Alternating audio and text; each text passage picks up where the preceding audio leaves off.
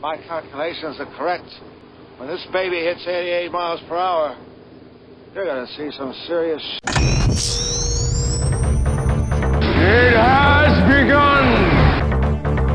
Calm down, Doctor. Now is not the time for fear. Time to misbehave. Give them nothing, but take from them everything! Program complete. Enter when ready. Greetings once again, my friends, and welcome back to Geek News Reviews and Opinions, for the podcast where we talk the month's events in Geek for the month of March 2023. I am your host, Adam Mickelson, aka Drac. I hope everybody's having an awesome day or night when you're listening to this as we put March 2023 in the books. Joining me tonight is my usual cavalcade of fellow geeks, fellow YouTubers, fellow content creators, fellow awesome guys in general. Let's start things off with Brenton Volley. How are you doing, my friend? Well, if we're talking about March, it was exhausting. Yes, I would second that. It's been exhausting as hell. Oh my gosh, it was the most exhausting month of my entire life. Hence why I ran away for a week in April. Yes, and by the way, I think Alex the Shadow Blazer is also here. I think Brenton owes us a vacation because of the fact he slinked off to California when we had to deal with freak snowstorms. What do you think, Alex? I think so, yeah. Yes. While we were dealing with freak blizzards out of nowhere, he was off in Cali, just, sipping whatever he was sipping, going to the beach. I ate a calamari sandwich on the beach, and it was amazing. I find this hilarious because I have introduced my in-laws to calamari, and they still kind of look at me going, "What's wrong with you?" My condolences for your in-laws. Yeah, because I order we have one night where it's basically the girls' birthday dinner in August, and we go to Olive Garden, and so I get the calamari that is given as a appetizer there, and they have maybe one or two. I think Alex has had one, and he's like, "I don't get why you like this." Like, dude, it's calamari. It's great. But you guys aren't here for calamari and vacations and whatnot. You want us to talk about March 2023. Nothing happened. Yeah. Good night, everybody. Bye. Unfortunately, March, kind of like February, was basically a news drought. Not a whole lot of major events happened. And what's funny is that April has actually had more turns of events when we're recording in April than March actually did. So we might be talking about some April things. I don't know. Maybe. But let's go ahead and get into our first story tonight, which is Oscar talk, as Alex loves it when we talk the Oscars. More particularly when we talk about improving the Oscars. Sure. So at that point, our first story tonight, I actually found very interesting. Keanu Reeves and the director of the John Wick films are actually making a campaign to challenge the Academy to add a Best Stunt category to the Oscars. And specifically what they're trying to do, I believe, in further details, is that they're trying to get a Best Stunt Performance and then a Best Stunt Actor, Actress kind of thing. Like, they're not trying to get a Best Stunt Actress and Actor separate, but they want to at least get like the Best Stunt Performance and then the Best Stunt Actor or Actress in there. Which, honestly, I have to ask this. Why haven't they done this already? Because holy shit. This, like, I mean, part of it I know why they haven't, because believe it or not, amongst the elites in Hollywood, stunt work is not considered as necessary as, say, lighting or cinematography. It's just the thankless profession in Hollywood, which is absolutely stupid. Because, I mean, if you think about it, stunt actors have to study the person that they're going to mimic quite a bit before they can even do the damn stunt, and then they have to go and put their body on the line because somebody like Keanu Reeves is a bad example, but somebody like Chris Evans doesn't want to do that.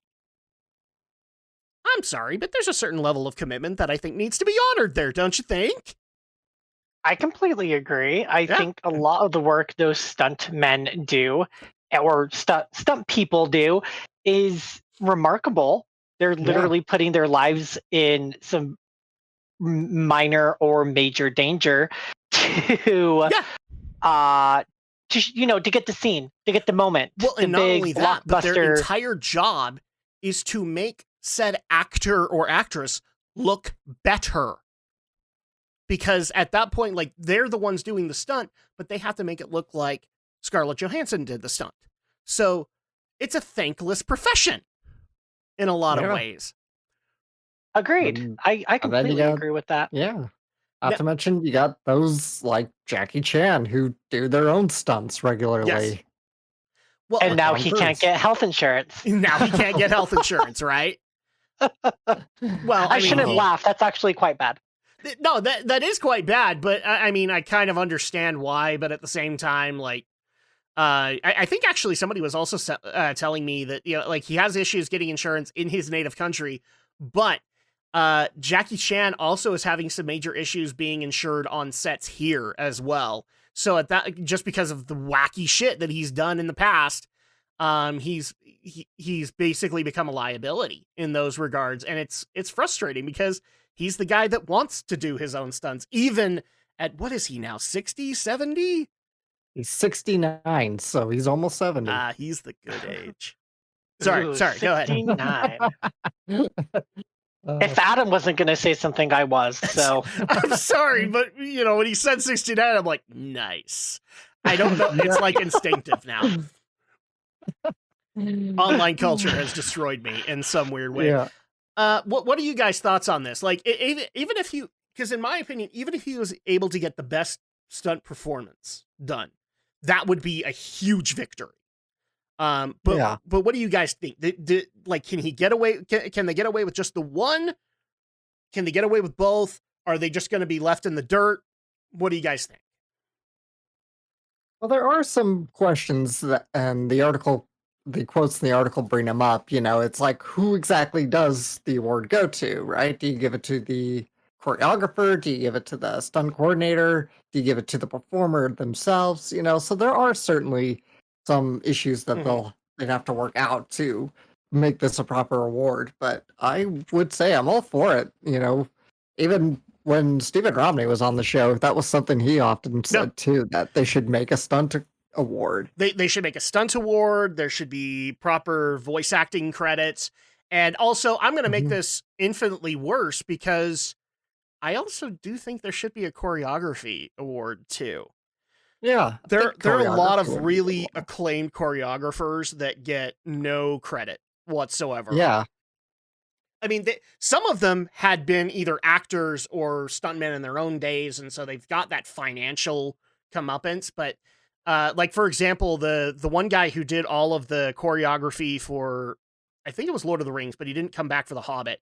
But he was like a stunt double for Errol Flynn. And that guy only got credit for anything when the extended editions came out, and then we got to see the interviews of him in action, kind of thing, where he was directing everybody at Helm's Deep and whatnot. So yeah, I mean, I'm making it worse because I do think that a choreography thing ought to be added in there. Because I mean, when you think of like the bare bones of a fight scene, they're the ones that are constructing it, not necessarily the actors. The actors are saying, well, me punching this guy needs to happen. And then they're like, okay, well, we'll just figure this out in this chain of events so that it works. Yeah. And so I don't think a whole lot is given credit to them. But Brinton, what about you? Am I making this worse? Do you think this is something that will eventually happen? I love the idea, and I don't see why this could be something to happen in the future. We award so many different categories of people get awarded for, or even just nominated for hard work that goes into films. Why should we not celebrate all forms of filmmaking Right. in these award ceremonies? I think that it's only fair and just to those who also contribute a fair amount of time to the making of these films. Exactly, because like what you're basically saying is, and I don't think elitist Hollywood has realized this yet. When you leave something out, you're basically telling the people who are watching the Oscars that the people doing that, and you may be wanting to do this or not, but you're telling them that they're inferior because they didn't make Oscar quality nominations, kind of deal. And that's as dumb an argument to me as that, the people that go off and do those blockbusters, well, they don't need the Oscar. They're already getting the money. Bitch, if they're the ones doing a better performance than you, yeah, they deserve the nomination and the money. That's the bottom line of the industry itself. If they're doing a better job than you, yeah, I have no problem being able to say that. And the same thing goes for the stunt work, because the purpose of them is to make the actor look good, because the actor isn't doing that. So at that point, to not acknowledge them, especially when they're the ones putting their bodies on the line, not the actor in a lot of cases, yeah, you need to give some kind of acknowledgement there. I mean, if you think about it, there's a supporting actor and actress nomination at the Academy Awards. Mm-hmm. So the main protagonist and main actress already has support from other people, and those individuals get nominated, recognized, and awarded for those roles. So why can't the stunt doubles get recognized, nominated, and awarded for making the main character look good? Well, and on top of that, the other thing that I actually, it's not in this article, but I saw one of the big producers in Hollywood getting interviewed about this concept, and they made the lamest argument ever, which is like, well, how do we know that they're the ones that did it? When I'm just like, son of a bitch, when movies get nominated, I know that they have to give a roll of the credits, like a text version of the roll of the credits. Yeah. So it's like, bullshit. You know who's doing this. And all it would take is if you want to be able to have the directors come out and say, oh, this guy did this scene, then do it. Like, I've seen a lot of times where, like, if a director wants to get a show nominated, where they basically say, like, this is the supporting actor that we want to nominate. This is the choreographer, or the lighting guy that we want to nominate, etc. So it's easy enough to be able to say, we want to nominate this stunt guy for doing this scene in the latest Mission Impossible. Yeah, they do. The studios do submit the list of names of the people who contributed in the specific category that they're submitting for consideration. Mm-hmm. So the Academy should know very well who's doing it. So that's kind of a weird. Well, and I've even heard, I don't know about you, Alex, but I've heard of like dinky things where the Academy has reached out to the directors of the films because they don't think that the actor in particular was in the film long enough. So they actually reached out to the directors for an exact minute count of how long that actor is on camera, which is bullshit. Huh? I never heard that before, but yeah, I've heard them going for stupid shit like that to justify whether or not this person gets a best supporting actor or a best actress kind of thing. And it's the dumbest thing ever. And I've also heard that there's justifications like that for voice actors and voice actresses, because at that point, how do we know that they don't have stand-ins or what understudies doing the job?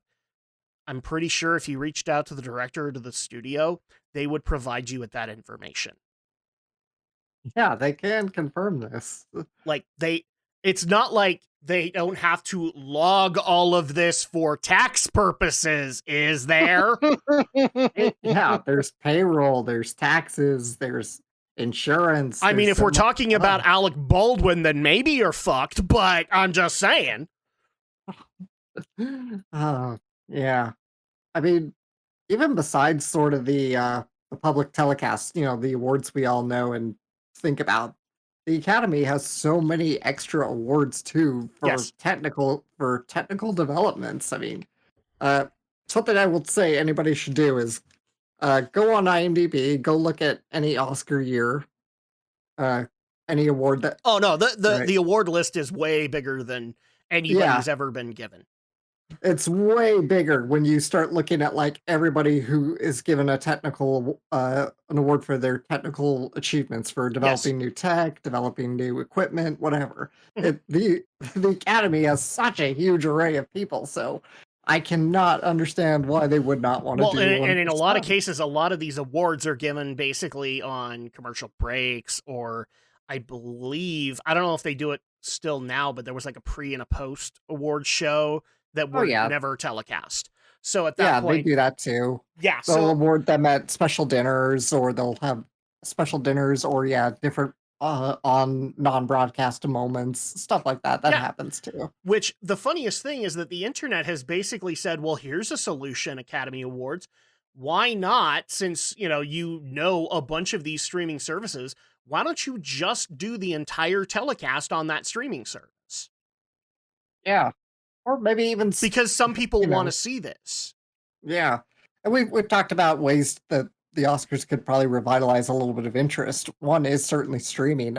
I'll even like break off and like stream some of the lesser, you know, you can still have the main telecast that goes through the typical awards that we see every year, but maybe consider streaming some of the lesser known, like I said, like those technical achievement awards that people are given when they develop new tech for film or whatever civilian life. I've even heard the idea presented that I can't even believe this happened, but like a wrestling fan was the one that introduced this.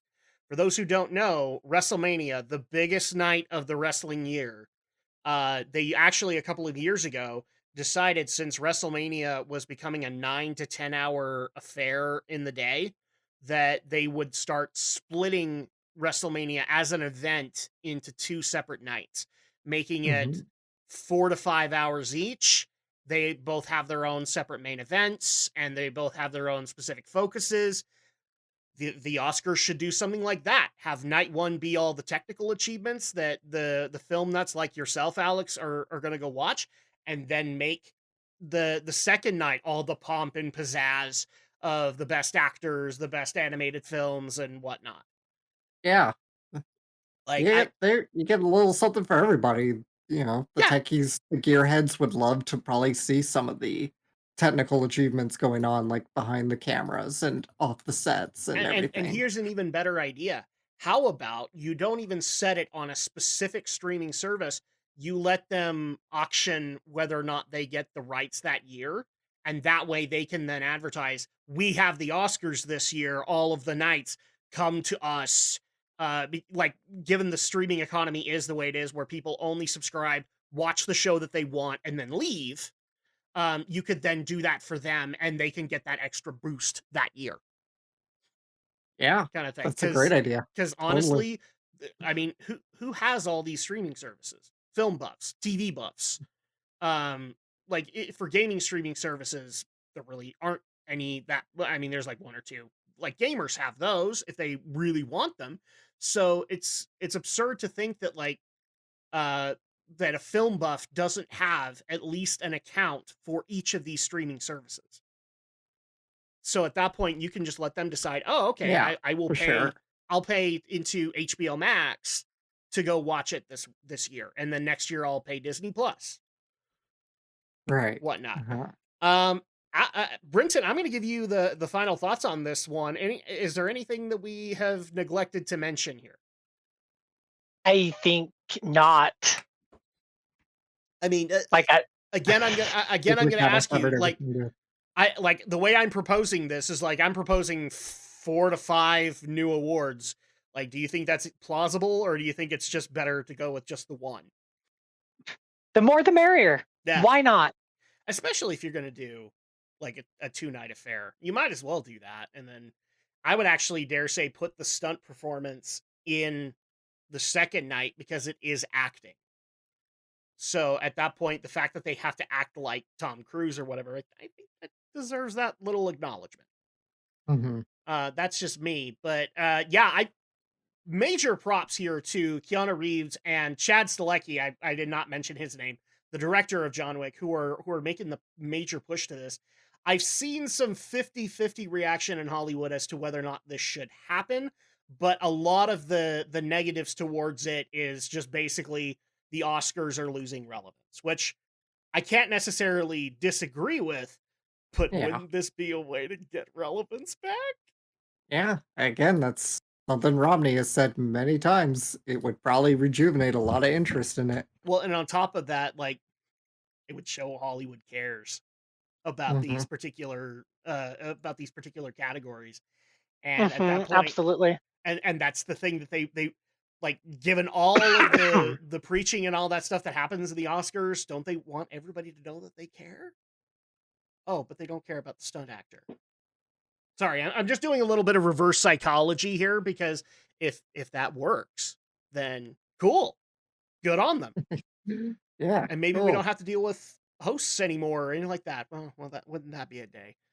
All right, so with that, I think we've pretty much covered it. Let's go ahead and move on to our next story, which is going to be lots of Square Enix, because two major companies got quite a bit of highlights this month. And the gaming company was Square Enix. And we'll get to the other company in a little bit. Cough, Disney, cough. But let's go ahead and get into this, because we actually got a little bit of hate for not mentioning this in the previous month. And Did we really? yeah, a little bit. And Okay. you know what? I feel bad for not mentioning it, but at the same time, it also kind of goes hand in hand with something else that we're talking about. And that is that, in case you guys haven't heard, Marvel's Avengers, which was probably the biggest financial debacle for Square Enix in previous years, has officially announced that it will be shutting down its online services. So I believe the way that it's going to work is that you can still play the game and do the major campaign, but if you want to do like the Black Panther expansion and all that, you will not have access to that anymore as of their shutdown day, which I believe is September 23rd, 2023. So at that point, you will have up until that point to be able to get all of that stuff downloaded if you don't already have it downloaded. If you still have it downloaded when everything is shut down, you're fine. But if you're basically starting up Avengers brand spanking new, you're not going to have access to any of the additional characters or the additional campaigns that were done. So like if you wanted Spider-Man, you're up shit creek, roughly. But overall, I think the main reason that people wanted us to talk about it is we've been very critical of Avengers, especially ever since its announcement, where we couldn't see the hype there. We couldn't see, like, it looked good, but we didn't understand why they were going the particular model that they were going. And so a lot of people wanted, and especially with Romney, but unfortunately I was not able to get a comment from him. So at that point, a lot of people just want to know our opinion on Avengers shutting down, and also, and we're going to get into this in a little bit, how we think that this could have been avoided. And first of all, my opinion is has been in the making for a long time. This is a huge debacle in terms of Square Enix. Square Enix usually knows how to do these a lot better. And one of the things I would actually encourage people to do is, if you guys have not watched Matt McMuscle's video on the whole thing that happened with this whole deal, it's very insightful. In fact, there were a few things in there I didn't know that I'll probably mention here, but it's actually really good insight into everything they did wrong in this whole concept, and how Disney should be just pissed off at Square Enix for doing as badly as they did financially with this. So I ultimately don't feel bad for them, but we'll get into that in a minute. Alex, what is your final thoughts on Avengers shutting down? Kind of a shame this game never found its footing. It probably could have been good. Yes, I think it could have been good, but I think that it had a lot of potential. Let's put it that way. I think there was a lot of potential there, and I don't think it was utilized properly. Hence why we're going to add in the how we could have fixed it, because I actually do think there were plenty of ways to fix it, and a lot of that involves not having online services, making it this pseudo MMO kind of thing that just ultimately was fruitless. The online elements, the best thing that I heard from anybody who played Avengers was that, wow, this really feels like Mass Effect. Why is there an online element to it? By that, I mean, like, there's a really great story here. Why are we even worried about online multiplayer for it? Same arguments I've heard about Star Wars The Old Republic. You've got a Mass Effect level story. Why is it an MMO? Kind of thing. Brinton, do you have any thoughts on it? I think that it should be shut down. Like, it didn't shock me when I saw the article. Did you play it at all? I played it at launch, and I played through the campaign, which took me probably less than 20 hours to complete. And then it was very much like it was it. I don't even know how to describe the game, honestly. If it wanted to be some sort of an MMO, but failed in every sense of the word of how to be an MMO. Getting gear and what gear was or wasn't good made absolutely no sense whatsoever. Yeah. Even combat and the challenge on some of the more difficult difficulties was just a sham. Well, and not only it wanted to be a live service too, because like not only could you get these expansions and whatnot, there were costumes to be able to go get. There were I think there were even missions that you had to purchase if you wanted to be able to play them. And so it was like, yeah, it's an MMO, but it really was also trying to be this free to play BS that didn't make sense. It was poorly done. Yeah. Even the campaign was just kind of like, oh. Yeah. That ultimately, like, I played a little bit on the demo, because like the demo at that time was just like, you can play a little bit of the Hulk level, a little bit of, I think it was the Iron Man level, and that was about it. And to me, like, when I got off that, I was just like, I'm not seeing it. Like, I'm not seeing the hype element that I think Square Enix wants me to see out of this. And from all the people that I know that bought it and played the campaign, first of all, I find it funny. They brought up about the same amount of time as you did, like around 15 to 20 hours to complete it. And all of them were just wondering what the hell they just spent their money on. Yeah. So that's really sad when we have to have that question in our minds, with especially with a property like Avengers, when the MCU was hot. It just doesn't make a whole lot of sense for that. Alex, did you have any thoughts on it aside from that? What you given? No, not really. Okay. I didn't get too deep into the game. I never even played it or tried it out. No, but I remember telling you a lot of the things that they were announcing, like extra characters that you had to purchase, live service costumes, and things like that. And the other thing I also found interesting was they had costumes, but they never listened to fan feedback on, we want 70s comic era Captain America. We want 90s era Captain America. And they never did those. They just did the costumes they wanted to do. So they never like listened to, oh, we want Golden Age Thor. And they never produced that. Instead, they were too busy working on whatever project was going on at that time. And one of the things that, again, I might even link this in the podcast page, but go watch Matt McMuscle's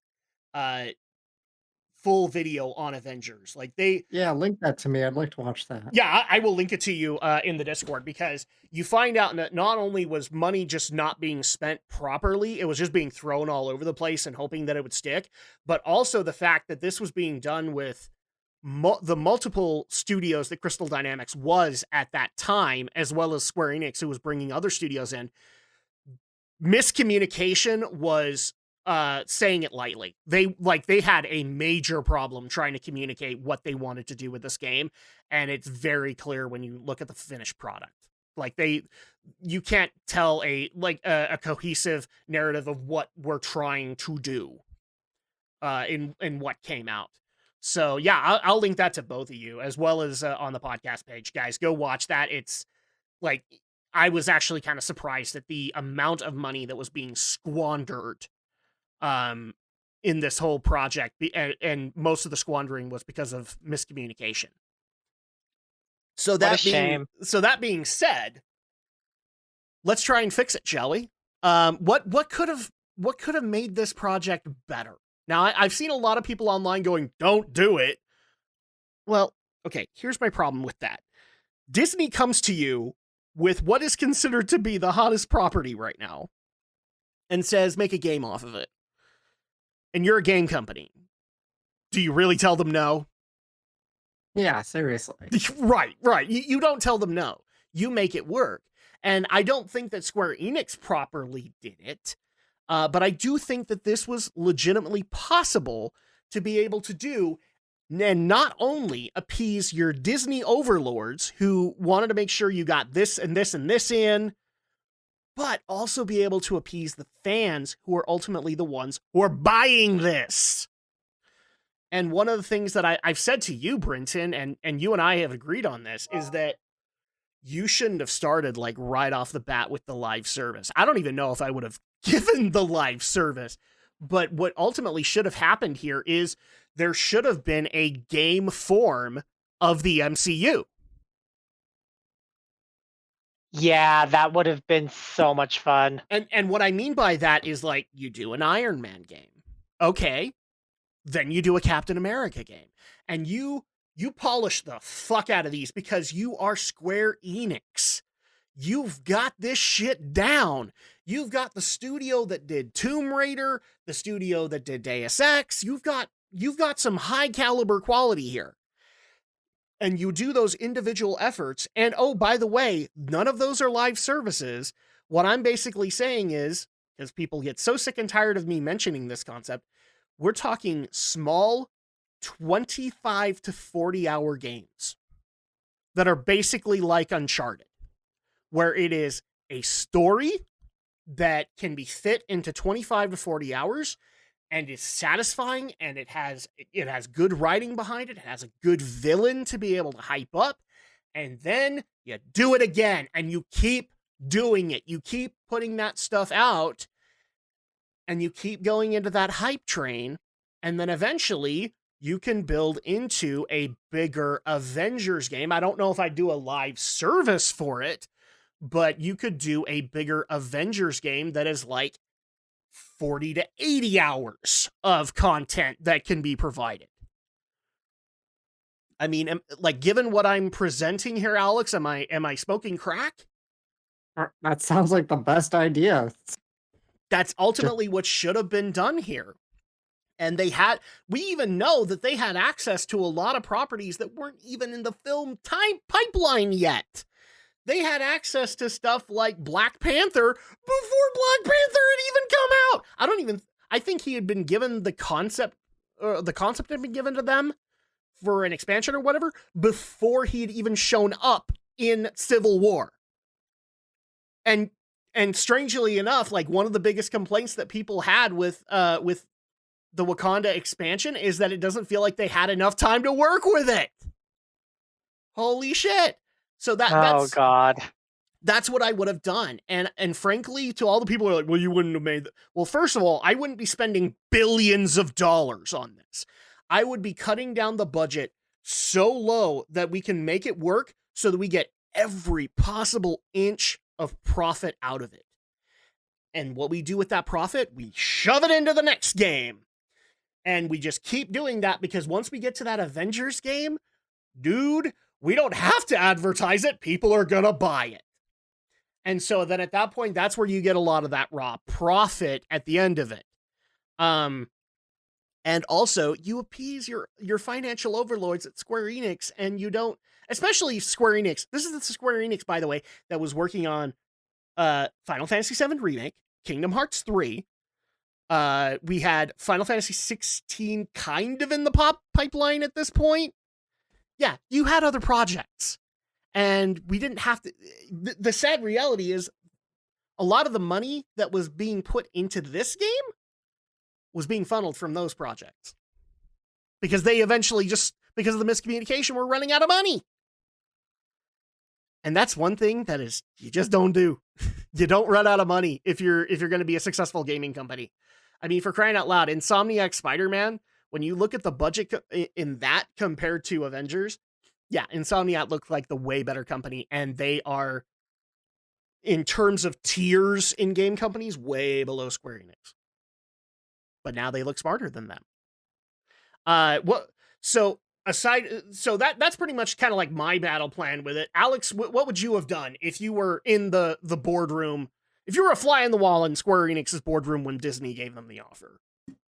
Well, I suppose maybe, assuming Disney would be okay with this, like maybe I'll go a slight bit opposite of you, and ignore the film continuity, but make. Uh-oh. I think we lost Alex. Yeah. I was about to say, I was like, is that me? Is that you? Is that Alex? I think we lost Alex. We will get back to Alex. Let's get to you, Brenton. What would you have done if you were a fly on the wall in the boardroom? What would you have done?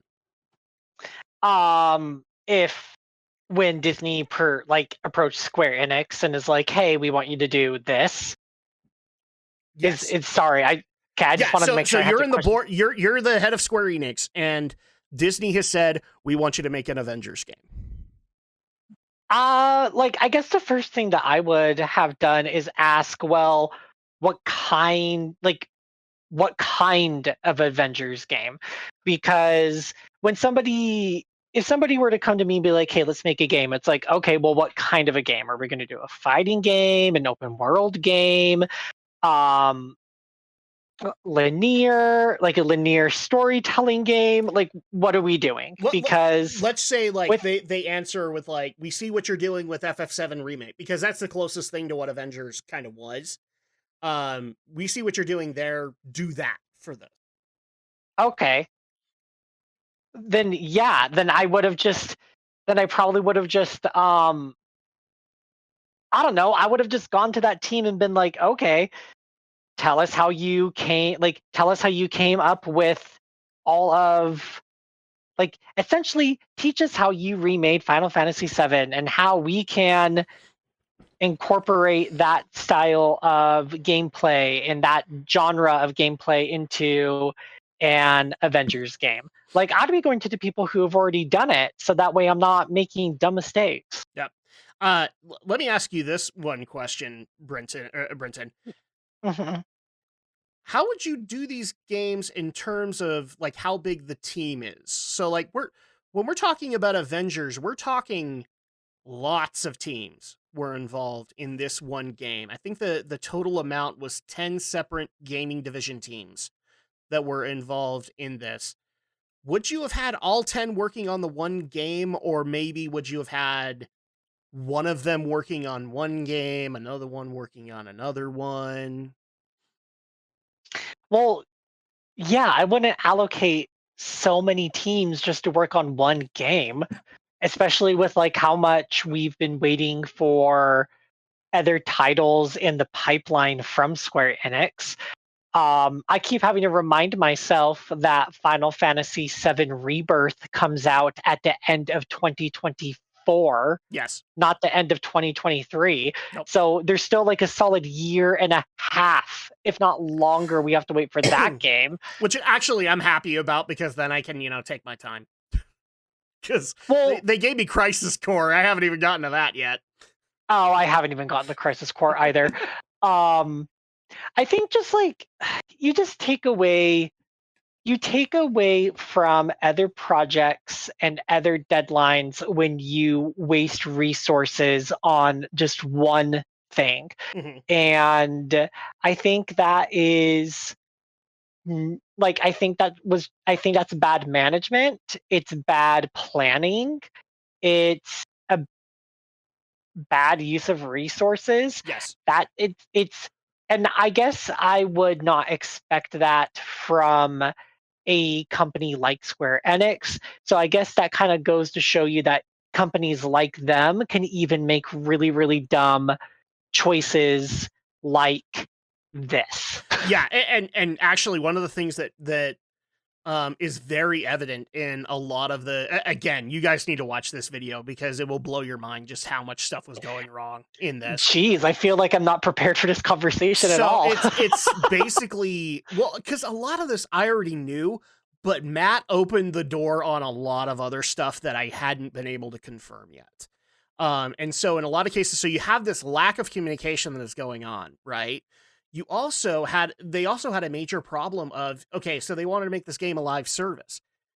They didn't have the knowledge to be able to do that. So they actually had to bring in people to be able to show them how to do this.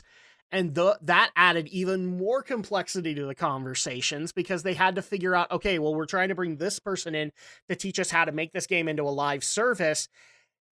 And he's trying to tell everybody what they're trying to do, and they're trying to tell him what they're trying to do. And that's why I'm saying it's a big web of miscommunication that is going on in this entire process. And in a lot of cases, the example of what we're basically talking about is, I know that you and I have talked about this. I'm not sure if it's on a podcast or a video, but we talked about Avengers, and then we also talked about the Guardians of the Galaxy that the Deus Ex people put out, which was one team, by the way. So it was just the team that does the Deus Ex games working on the Guardians of the Galaxy game. I haven't finished it. I think you have, haven't you, Brinson? I did, yeah. I finished. And you didn't have any complaints with it. No, I thoroughly enjoyed the game start to finish. Yeah, exactly. So at that point, like, that's what they should have done is like, okay, put the Tomb Raider people in charge of Hawkeye. Put this team in charge of Iron Man, and that's all they work on. And then at that point, just kind of figure out, okay, you have this amount of time, you have this amount of time, you have this amount of time. And here's the thing. They acquired the rights like way back in, I want to say 2012, 2013, something like that. You had time to be able to figure out a blueprint for all of this to happen and to give each of those teams plenty of time to be able to go and do really good games based on Iron Man, Thor, Hawkeye, Captain America, Black Widow even. And another thing that I also think you and I would agree with, Brenton, hopefully Alex is back by now, but yeah, can you hear me? Yeah, okay, now we can hear you. Good. Oh, yay! But here's the other thing that I would bring up to both of you guys. So we've had this conversation, I know, with Romney a number of times. Like, certain heroes and certain villains are not going to work in a movie format. Like, you know, when Doctor Strange got announced, me and Romney were very much like, how are you going to do this? Because this is now bringing magic into it, and what they ultimately came up with worked. But we didn't see that at the beginning. But one of the things that I've seen a lot of complaints recently, especially about, I think it was Quantumania, where they tried to bring in MODOK, and there's like, everybody was sitting there going, how can you do MODOK in a movie context? But if you were doing a game, MODOK makes a hell of a lot more sense. So at that point, a lot of desired villains you could have done in a video game format because you weren't restricted by limitations of the real world. You instead can do some of the villains that people wanted, like Venom, like MODOK, like Wonder Man, etc. So, like, am I wrong in that? I think that's a fine idea, actually. Yeah. No, there's tons of ideas there. Like one of my favorite interpretations of Iron Man villains that's happened in the last years has been Living Laser. The Nickelodeon, I can't remember the company that did it, but it was on Nickelodeon. When they did a Kid Iron Man, they actually had a Living Laser. And it was actually really well done. So much so that I'm like, yeah, I really want Living Laser on the movies, but I don't know how you could swing that. But in a game, you can totally do it. I mean, for crying out loud, they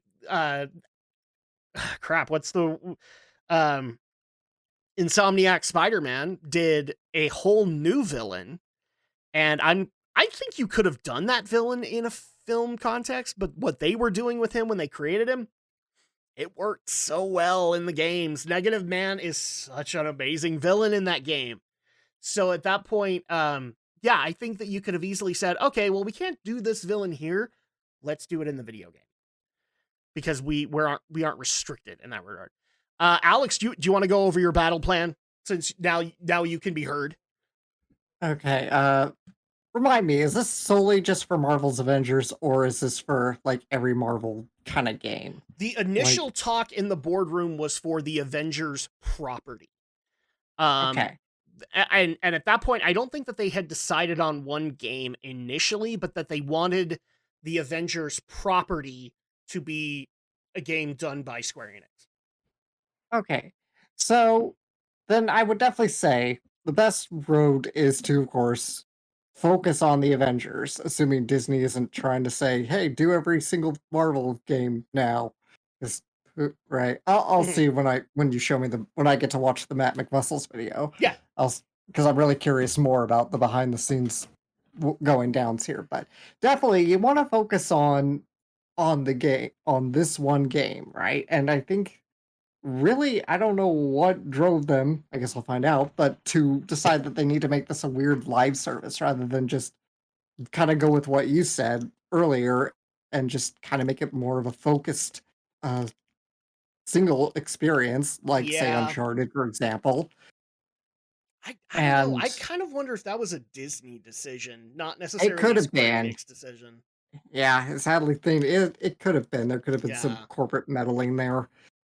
So ideally, really it's just being able to focus, make something like an Insomniac Spider-Man, for example. A fine game because Which, it's got frankly, that the should have been the focus. blueprint right there. Yeah, Because that game was already, like, we were getting trailers for it, but it was being seen by developers as early as I think people were saying like 2014. I think the unveil was in 2015. So like they were seeing it as early as a year before. So that should have been kind of like your blueprint as far as I'm concerned. yeah. That that is an excellent way to look at it Yeah. to as your kind of basis example, right? That's a Yeah. perfect way to craft an action game if you want to do an action game. Otherwise, like Brenton said, there's fighting. Mhm. Maybe you could have even made this a tactical fighter. That could have been interesting. Well, here's the Uh, thing. or brawler. I don't think they could have done a fighting game Mhm. because here's the other thing that has to be considered because I already know a few people are going to bring this up. Well, why don't you do Ultimate Alliance? Here's the thing. Ultimate Alliance 3 was in development at this point. So it's not like they could hand the Ultimate Alliance license over to Square Enix to do. And I do know that around this time, um, because first of all, you had Marvel vs. Capcom Infinite was being developed. So Capcom was already on the scene for that. But I also know that as soon as Infinite was considered a failure, there was a bit of a bidding war because Capcom wanted another shot. They wanted a legit Marvel versus Capcom 4 that they could do. Because one of the things I know they didn't like from Infinite was a lot of the restrictions on characters. Infinite was required to have MCU characters, when in reality, the thing that made Marvel versus Capcom popular was characters like the X-Men. And so they wanted to Yeah. do like an actual Marvel versus Capcom 4, but they were in a bidding war because I also know that it was either Warner Brothers or NetherRealm that wanted to pitch an Injustice style Marvel game. And so there was a bidding war going on there. So I don't know if you could have gotten the fighting game license, and I also don't know if you could have gotten the roguelike or beat 'em up license because Ultimate Alliance was out there. Okay. So, Yeah. Fair enough. I just threw that as an example because Bridgerton sure. brought it up, and I thought that's an interesting idea Yeah. too. Really, it is just a matter of careful con- and good planning, and maybe they just needed to downsize things a little bit. I mean, they had like 3 additional teams to help put the game together, Yes. I know games are big. I know they're complicated. I know it takes a lot, and I'm sure all the best studios still rely on support studios. Mhm. But that does say that maybe this game was a bit too ambitious out the gate. No, it really was, and especially considering that they didn't have a worthwhile plan of attack to be able to make it, didn't help that equation. I also think another thing that didn't help the equation, and I haven't seen anything that has super confirmed this, but I kind of wonder if Disney was over meddling in this game too, because there were a lot of character decisions that the initial group of the Avengers made sense because they were all the ones from the 2012 film. But then Right. you had Ant-Man as the first DLC character. And the only reason I can think of that they did that was because they were building up hype for Ant-Man. And so at that point, it's like, oh, I wonder if Disney was like pushing Ant-Man. And also the push. I remember there was a while there where they were pushing Spider-Man really hard, but then they actually pulled back on it in favor of, I want to say it was Hawkeye or Kate Bishop, one of the two. And Spider-Man came later, and I'm like, why the fuck did you do that? Because Spider-Man already had you the popularity, and Hawkeye didn't get you shit. The only reason I could think of was I think Hawkeye came out around the time that the Hawkeye Disney Plus series happened. And like, Right. you dumped Spider-Man because there was a Hawkeye series. Even I kind of wouldn't have done that. Yeah, Like, that was I love not a good I idea. love Hawkeye. I still wouldn't have dumped Spider-Man for him. Yeah, not the best idea there. No. And so at that point, I wonder if like there were other characters they wanted to work with that Disney basically said, "Oh no, we've got a Kamala Khan Miss Marvel series coming out, and you can't do that character. You have to do her instead." And Mm, I think if they had been able to step out of that a little bit and shown, granted, if you had like two games in the pipeline already that were successful, Disney probably would have shut up and just said, "Go make us money." But I think the way that they did this just it didn't allow for Disney to not be meddling corporately. yeah, So which is kind of sad considering, they can't use any of the likeness of the Disney films. So nope. you think this would have been a good time for Disney to just sort of, uh, you know, carefully guided, of course, because it's their brand. They want to be protective, sure, but you know, still kind of just stand back and say, this doesn't have to be directly connected to our Marvel Cinematic Universe. Here's some guidelines. Here's what we Yeah. kind of want to see.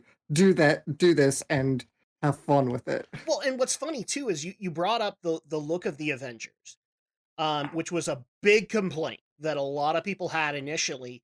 And I remember I don't I think it was in the Matt McMuscles video that said this, where they couldn't look like the actual actors, but they had to look as close to them as possible.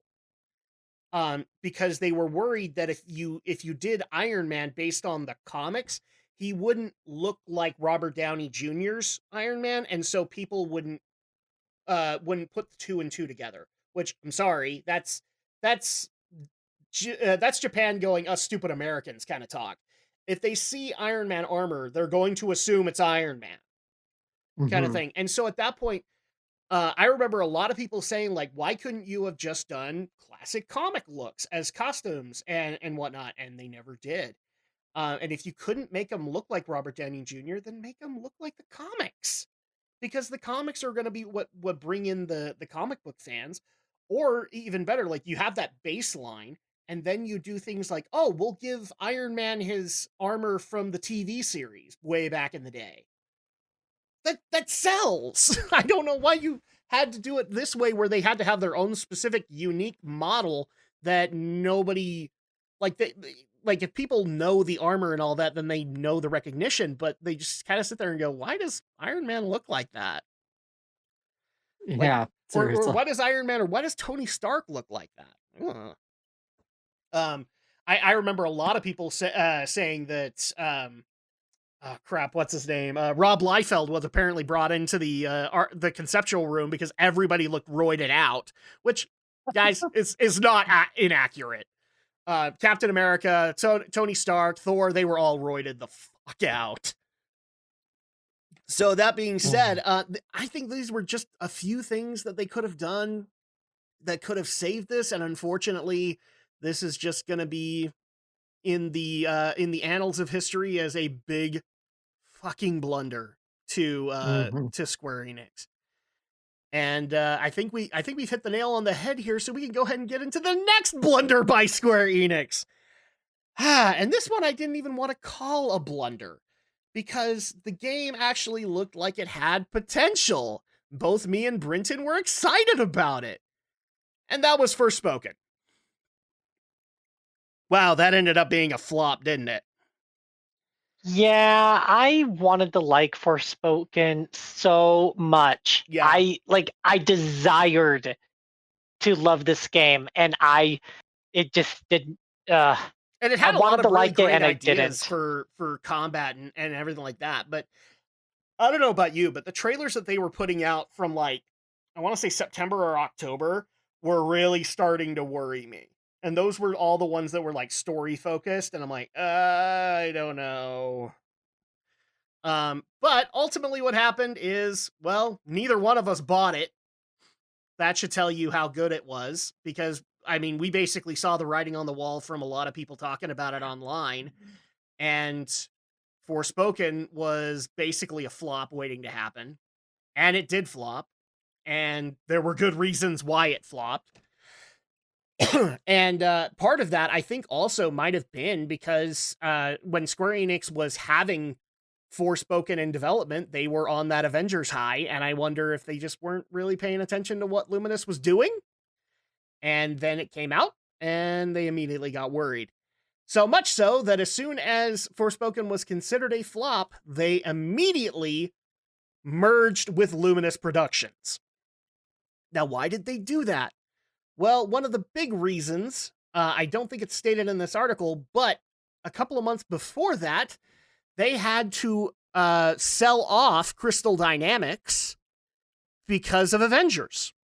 Avengers did not make the money that was desired, and in order for Square Enix to get into the black, they had to sell off a lot of those studios, Crystal Dynamics being one of them. And this was just another cost-saving measure that Square Enix had to do because of Forspoken flopping. And so Luminous Productions was promptly absorbed into Square Enix, and immediately, I do know that the Luminous people are working on existing projects right now, but it's gonna be doubtful whether or not they'll be working together again on a game. And primarily because Square Enix is just not in a good state financially. They can't afford to have bad games right now. So with that being said, Brinton, how did you feel when you saw the immediate announcement of Luminous being absorbed? I don't really remember my thoughts. I mean, like, off the top of my head, just what comes to mind right in this moment, it doesn't shock me. Mm-hmm. I mean, when I see these high budget games hit the shelves, and it's just like critics are not loving it, and then there's even the non-critics who are like, yeah, holy crap. Well, and correct me if I'm wrong, this was one of the games that had like, Square Enix has a few games that are still in the $60 price tag, but this one was a $70 price tag game, wasn't it? I believe so, yeah. Yeah. So at that point, like, if it was flopping so hard, there's no way people could justify a $70 price tag to this game. Well, it goes back to the whole conversation that I've just said time and time again. Like, I'm at a point where I can't just be dropping $70 like every other week on games that are just unfinished or just not good, period. Mm-hmm. No, Like, I completely agree. I can't. And with me approaching graduate school in 4 months, my time to spend playing a video game is going to dramatically decrease for the next several years. And so when I need to step away from the graduate school work, to play something because that's the only thing that's going to help me like calm down and relax. You're It's gonna going to want be that sure something. bet. Yeah, like I want to play something that's going to be entertaining and fun, not Yeah. Forspoken. And what was sad is like there were a couple of bad decisions being made with Forspoken, especially when you break it down to the bare essentials here. Forspoken was an experiment. It was a project that was trying to implement a whole new type of combat, as well as maybe a whole new integration to an engine to be able to streamline said combat. And I almost want to say that this game did not deserve top dollar motion capture done in Unreal. I think it's Unreal 5 now, or Unreal 6, in the most current engine. This could have easily been done in the engine before that, and you could have saved some money on it, especially if it was going to be like I said, an experiment. And at that point, with the fact you could have made it cheaper, you could have made it cheaper on the counter, and you could have had basically a Senua sacrifice here, where it isn't like the full $60 price tag. Instead, it's like a 40 or a 50, and it's justifiable, and you could put it on multiple consoles so that you can get as many people playing it as possible. And the fact that they kept it, I think it was PS5 exclusive when it first came out. I think now it's moved to other things, but like it was exclusive. It had the $70 price tag.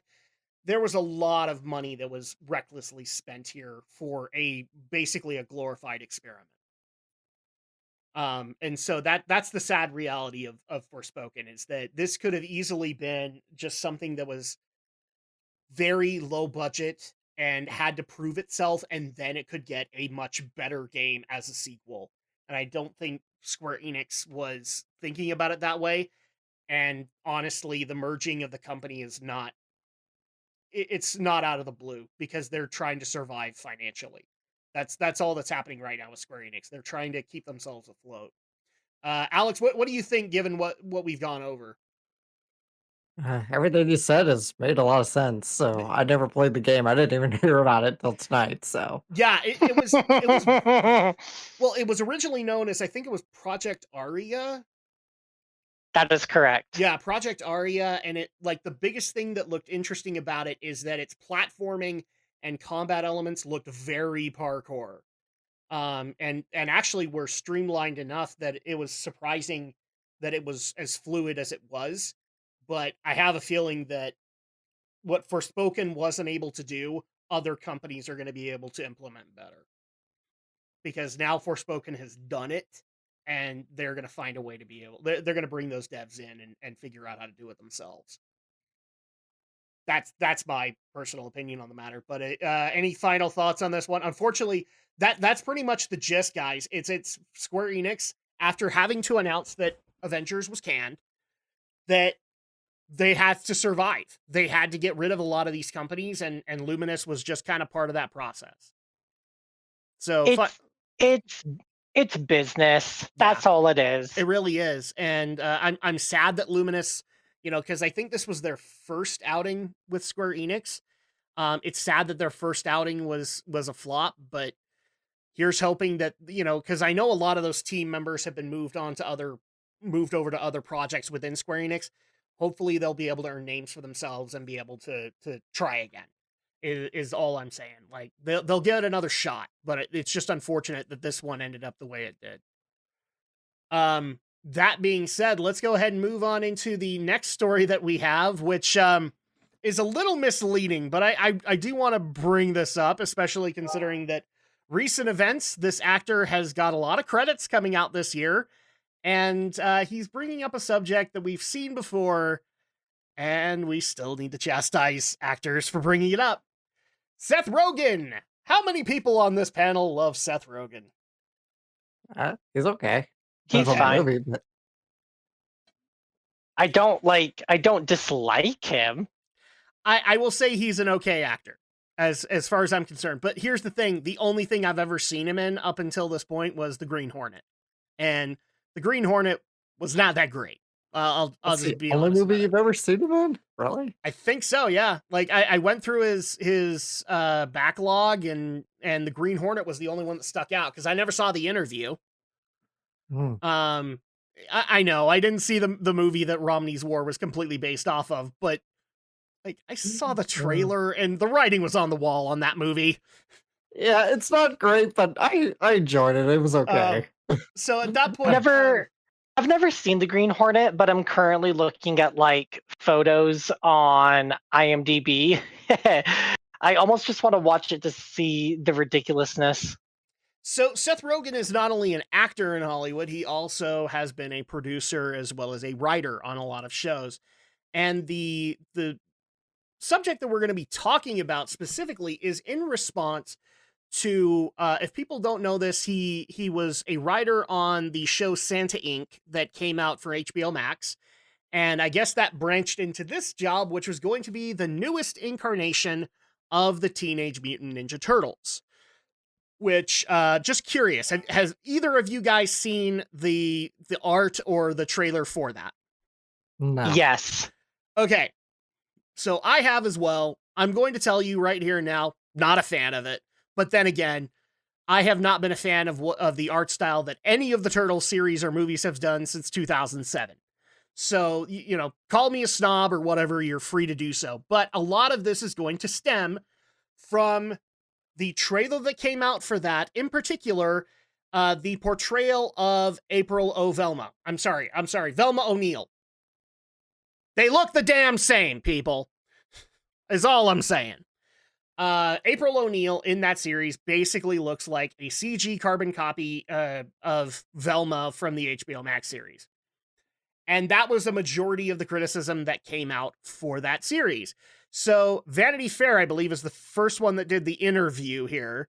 After the fallout of that, actually asked Seth Rogen in regards to that particular controversy that happened.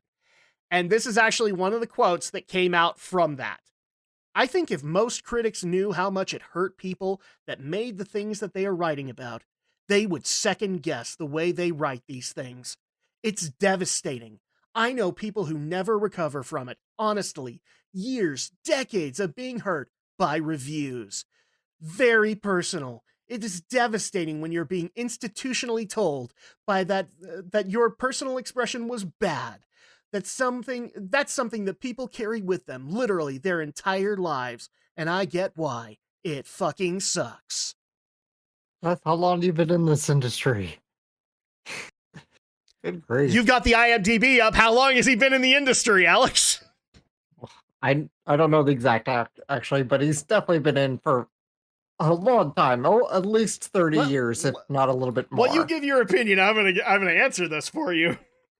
It's just now in the same article he does say he's kind of learned to live with it, but it's like he has been in this business a very long time, one of his first big breaks was actually on TV, on the TV show Freaks and Geeks, way back, and I think that's like late 80s or very early 90s. That's quite a bit back in time, so I could understand being young. If he was still pretty young, he could say this, but I'm like, Okay, so his first job as a time. staff writer was on the final season of the Ollie G Show back in 2004. Right, but he's been acting for a long time, so well, and he like with most actors, especially the ones that like are comedians that walk into this, and they start in the back. They start as writers, producers, joke writers in a lot of cases for like the Daily Show or whatever. And so like he's been doing this for a while. Yeah, a long time. Long time. Oh, 99. It's actually a little newer than I thought it was.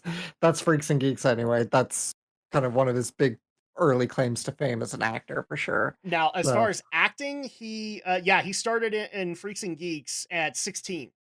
So he's been here for a while because he's 41. So yeah. So, go ahead.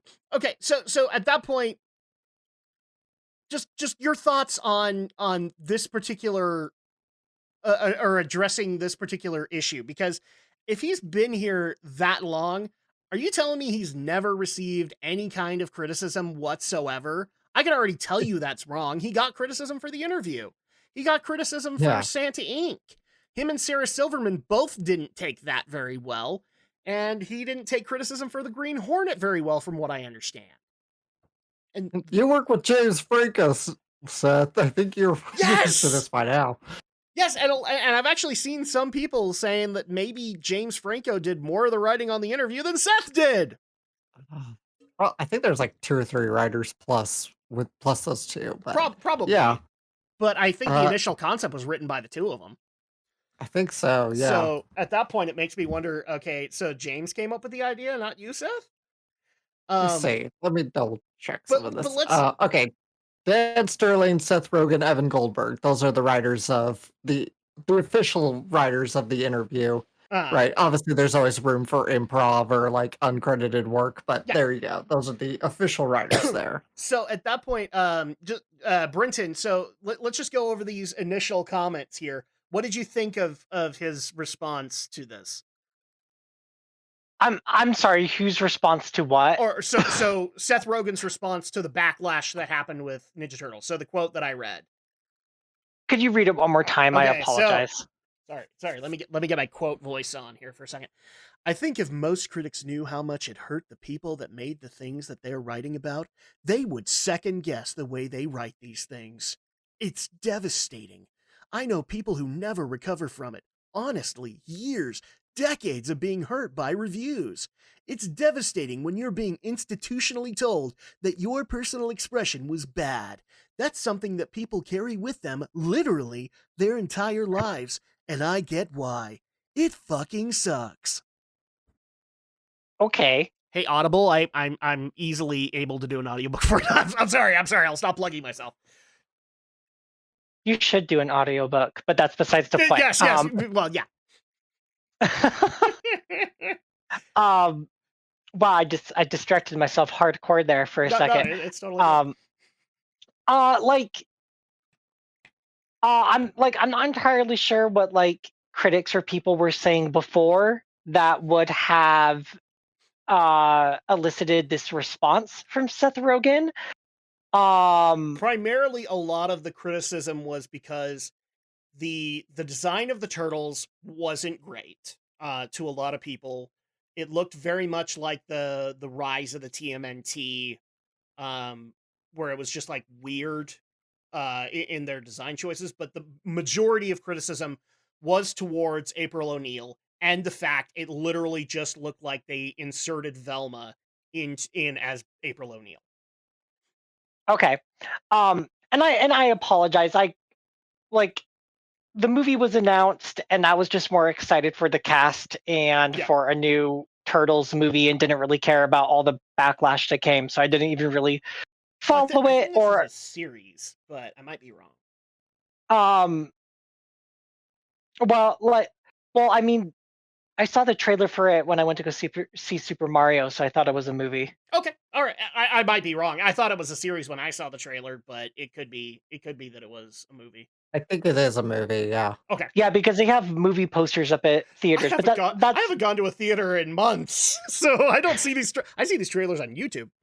So, no, I saw the trailer when I went to go see Super Mario Brothers earlier Gotcha. in the week. But Okay. but I'm not answering the question. So I was saying, apologizing. I wasn't really following the backlash, so everything I'm learning like right in this second.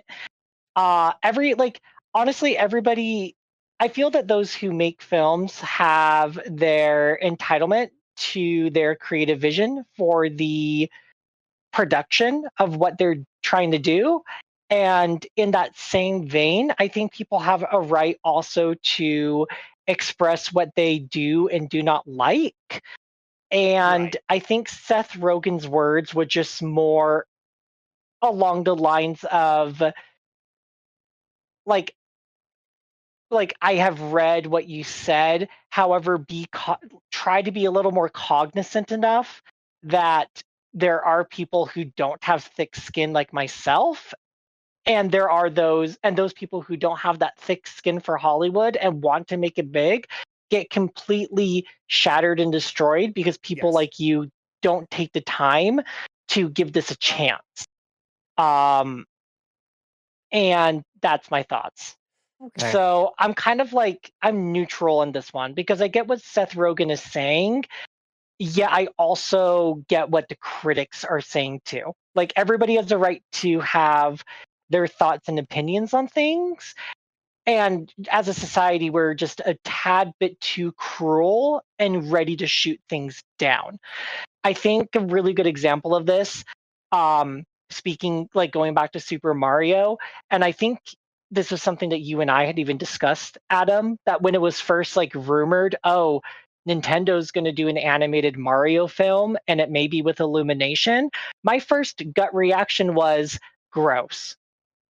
Oh no, I don't know about this. Mm. And like that was my gut reaction because Illumination's like I Illumination's remember us okay. talking about this. Like my reaction wasn't that because the way that I looked at it is that Illumination had proven themselves by making Despicable Me and the Minions, and so at that point they had a resume to be able to work off of. And really, what I thought should have happened with Mario is like you can't do the live action Mario movie. We've already gone down that road, so that didn't really work out. Despite the niche love that it has now. And so at that point, I'm like, okay, well then who's going to do this if it needs to be CG? Well, Pixar's not Well, going to do right. it. So I mean, essentially, right now, just what we're saying, bringing up those old thoughts and feelings, is exactly what I'm trying to state here. I Yeah. mean, I've seen the Super Mario Brothers movie. I am incredibly impressed by what Illumination did. It was a phenomenal film. That for me was a 5 out of 5 star film. Well, and Um, what I was getting to is like when we were having this discussion, the trailer hadn't even come out yet. And so at that point, it's like, right. okay, this is an interesting thing. And I remember saying to you, as I did to other people, I'm going to wait until a trailer because I know that Illumination has the chops to be able to do it. But like with any video game property or any comic property, it can rise or fall depending on how you're doing it, how you're interpreting it. And thankfully, like in the terms of of the Mario movie, it turned out to be well worth it because I ended up liking the trailer. So, but yeah, Yeah. sorry. Uh, no, you're fine. I'm at a point where I'm just going to be repeating myself. So Mhm. I'm neutral. I see both sides of the playing field, and I and then I'm not really going to side with, like, I'm not going to say what Seth Rogen said in quote unquote retaliation to the critics was the wrong thing to do. He was expressing his opinions just as much as everybody else was.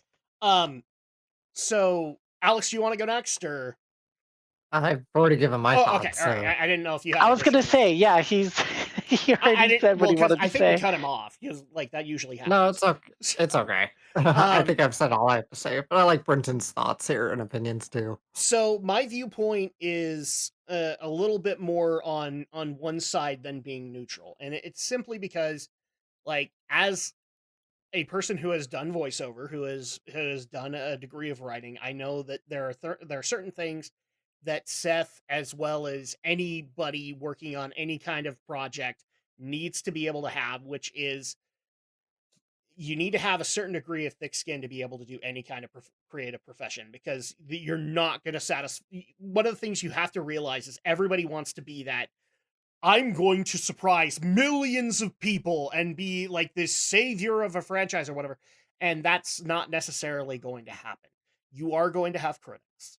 And those critics are either going to love or they're either going to have constructive criticism or they're going to hate what you're doing, especially when it's a beloved property like Teenage Mutant Ninja Turtles, Marvel, DC, etc.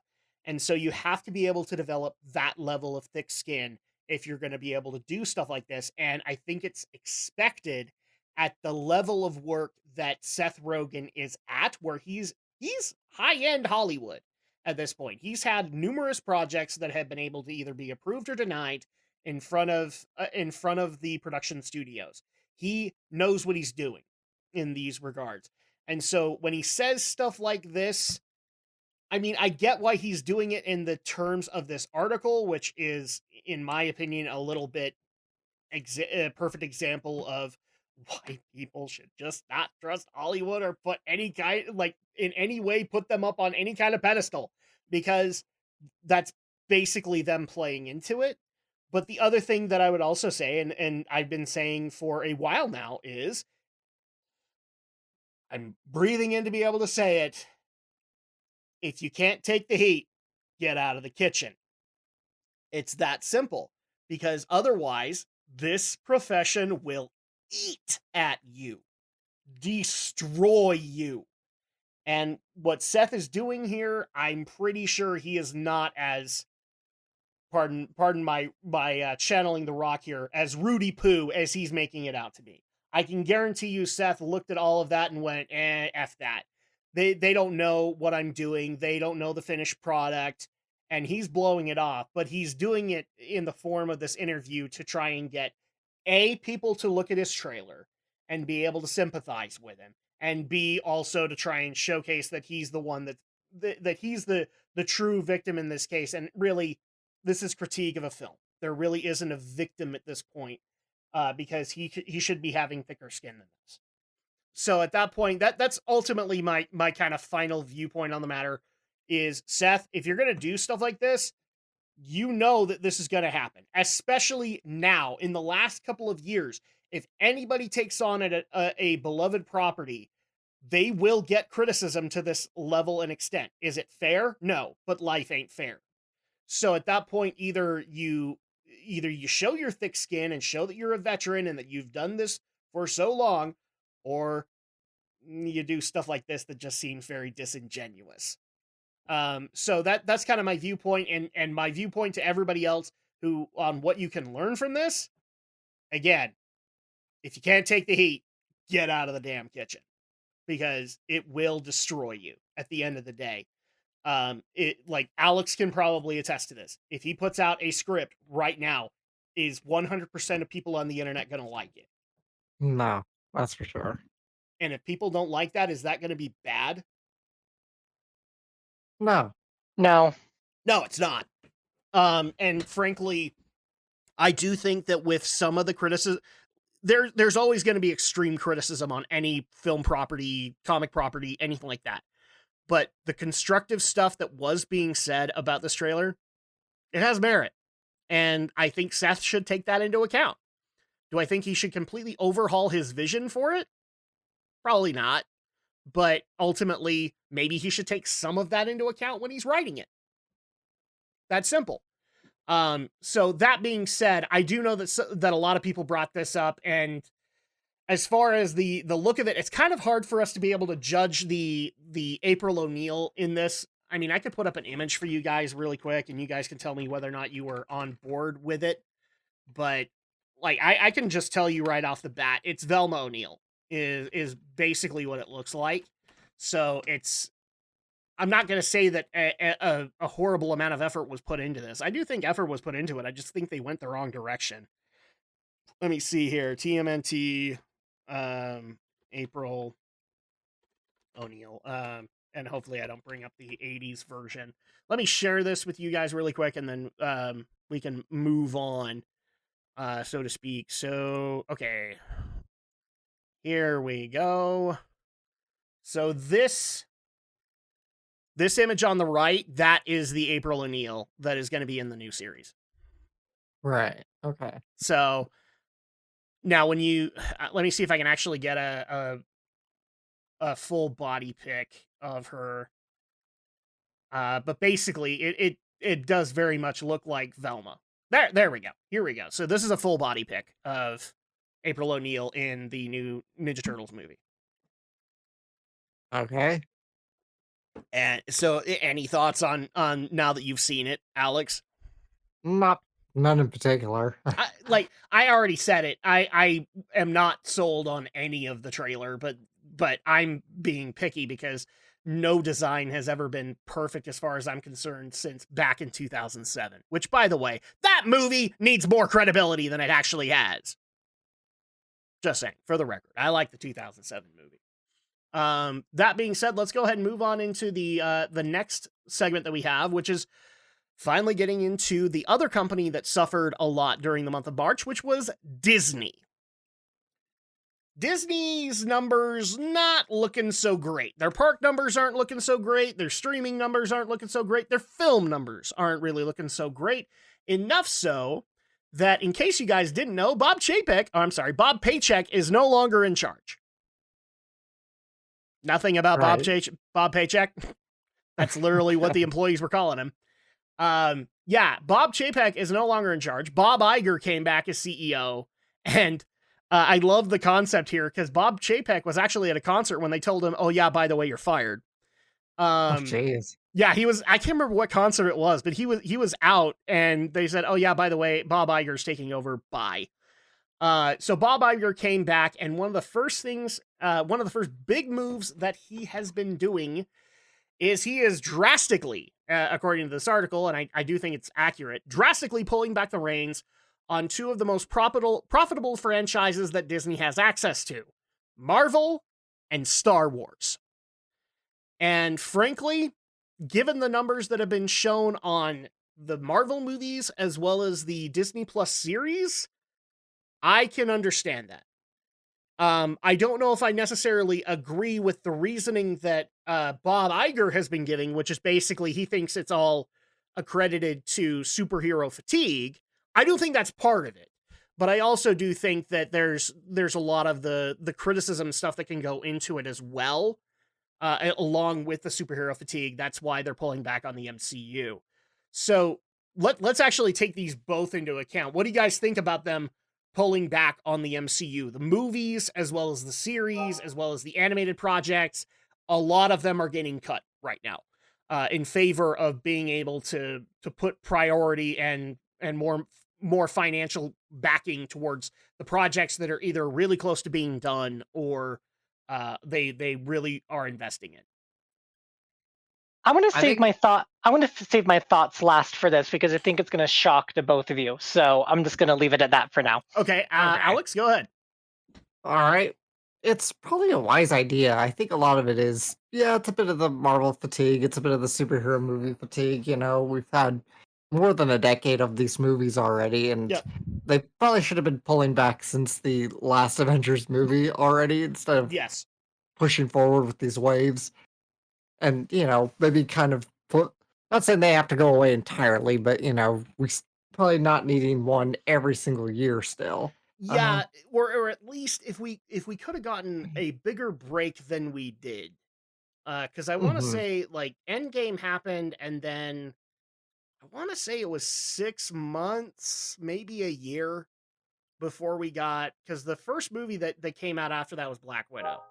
And so at that point, like a year, in my opinion, you could have waited a couple, and let some of that fatigue kind of dry out from Endgame, and then people might have been more refreshed. Yeah, I'd say so. Um, and granted, a lot of that could have been filled in by Disney Plus series, but I still think that even the Disney Plus series should have been bounced back a couple of years, because the way that they did their overall plan, it didn't sound to me like a whole lot of time was put into a lot of those projects. Like maybe some of the later ones, like She-Hulk, might have gotten that time, but I don't think WandaVision did. And so it might have been a good idea to just have like a general 3 to 5 year wait time and give the 100% instead of just trying to rush it out while trying to strike while the iron's hot. Because I don't think that would have helped in this regard. That's me though. Brenton, what about you? So here we go. So as people know, I've made a declaration very long time ago, and this was when Romney was still on the show. Yes. Where I was like, I'm all for it. Give me every inch of Marvel content you can give me, and I will consume every last morsel. Yeah, I can't do it anymore. Yeah, I'm there too. Jeez. I was there um, after Endgame. Like Endgame, I'm like, dude, this is a nice this is like a nice Sunday to a really great meal. I'm done. You know? No, I I realized earlier this week that I started to feel the fatigue after Wakanda Forever. Okay. And because Quantum Manium came out in February, I haven't seen it. I didn't even tell Jason, oh, we should go see the new Ant-Man. I was just like, eh. I mean, I had a justified excuse because, like, me and my wife wanted to go and watch the MCU from beginning to end again. And so at that point, you know, because Alex knows how long it takes for us to finish anything. I mean, we just barely finished Endgame. We started this up the year of Endgame, and we just barely finished Endgame 2 months ago. Oh my God. So, it takes us forever to we have kids. That's our excuse right now. It takes us forever to watch a movie. That's super, super fair. But I know Romney is off in the ether somewhere going, finally he can watch Far From Home. We'll get to it, Romney. Yeah, like it'll happen. Like Jason and I had even made a list of, oh hey, here's like Marvel content that we still need to watch. And a lot of it is just the TV shows. And I'm just like, I just can't. Mm-hmm. Yeah. And frankly, I'm kind of in that viewpoint too. I mean, I do want to go see Guardians of the Galaxy. I don't really care to see the Marvels in November. I don't even know what's coming out next year. And it's because, and I kid you not, I literally realized this week, earlier in the week, I realized, oh, I have superhero movie fatigue. Huh. Yeah. So I just find this a little too coincidental that this is what we're like one of the things we're talking about tonight. Because I'm sure there was enough people who are like, oh no, R. Brenton, he's right there. No, I'm sorry, I'm not. No, you haven't been there since Wakanda Forever. So at that point, what on earth are they going to do? So I fell off the bandwagon. Sorry, guys. Yep, it happens. And so at that point, I mean, the other thing I also want to bring up to you guys, because I actually do think that James Gunn said it the best. And granted, he is saying that while taking charge of the DC universe at this point.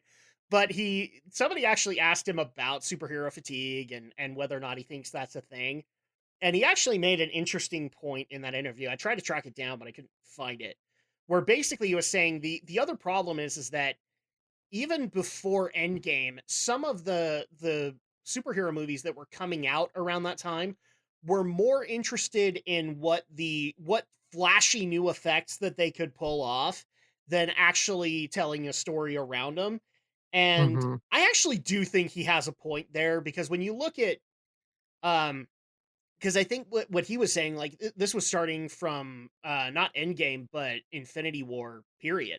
So like he was saying, like, one of the reasons he had issues enjoying things like Black Panther and in Captain Marvel was because they were more interested in pulling off snazzy shots than actually making those snazzy shots make sense within the continuity of the film.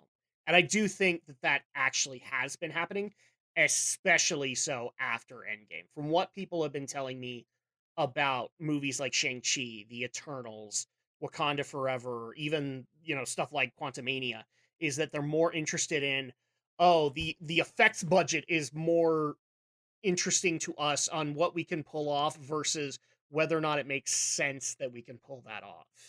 Whether or not it's going to work with the characters' motivations for this particular film.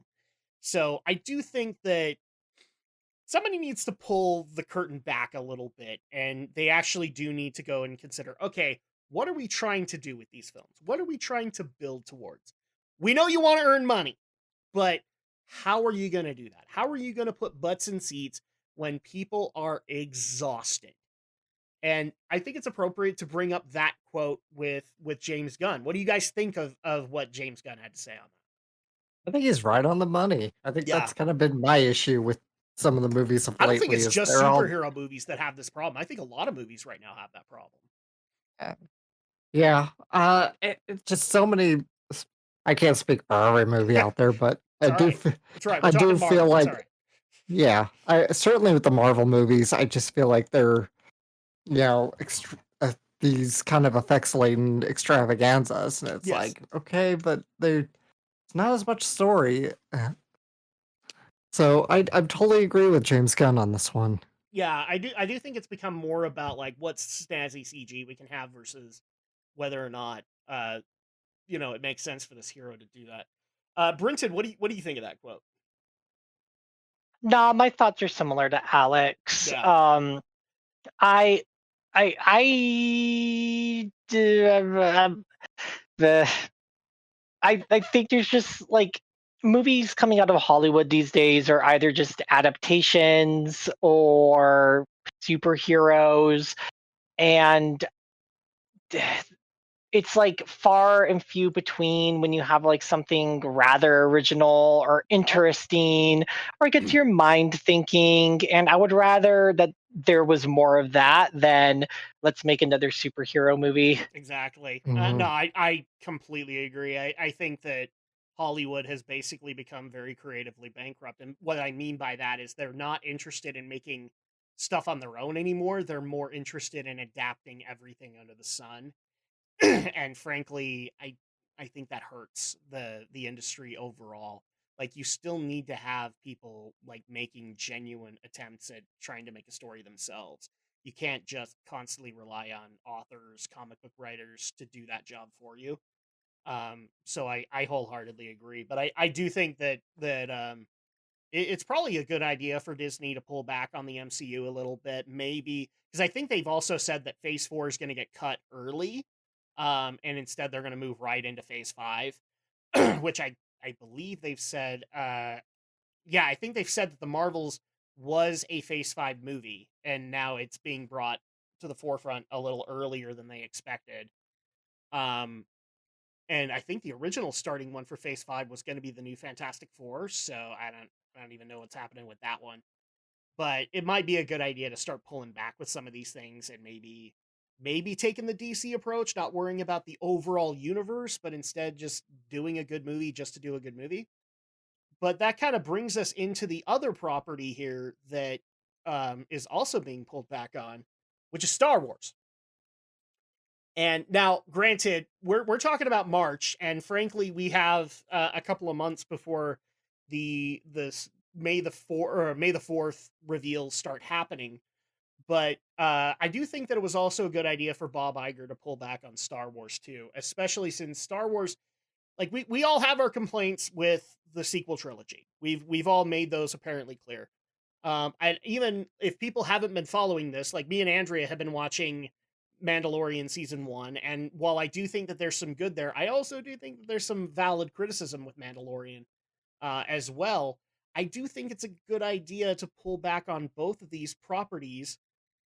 And people are not going to like that I do this, but I'm quoting wrestling once again. But Jim Cornette said it best: "How can I tell you that I miss you if you won't go the fuck away?"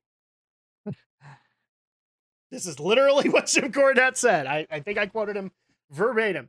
And this is especially necessary for Star Wars. I mean, one of the reasons that Star Wars, I think, is as beloved as it is because, I mean, okay, original trilogy started in what, 77?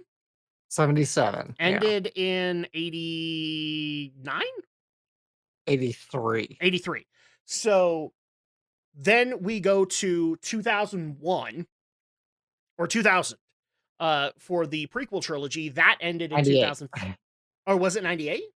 Yeah, Phantom Menace 98. Did it release in 98? Holy shit.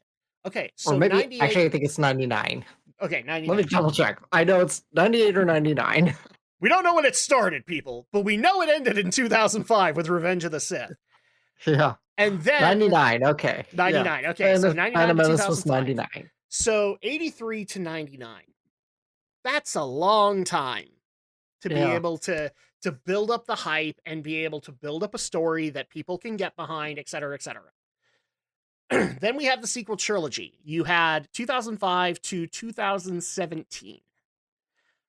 And that's also a long time. Now, during that time, we also had Lucasfilm being acquired by Disney. So a couple of things did happen in between that time. But what I'm basically saying is the reason that the Force Awakens, Force Unleashed. Okay, apparently LucasArts is making movies now. So Force Awakens, like there was a ton of hype behind that film. Why? Because it had already been 12 years since the last Star Wars film. And so at that point, a lot of people who weren't watching the Star Wars series that were coming out on Cartoon Network or anything like that, like they had 12 years where it's just like, oh yeah, I am ready for some more lightsabers. Give me lightsabers.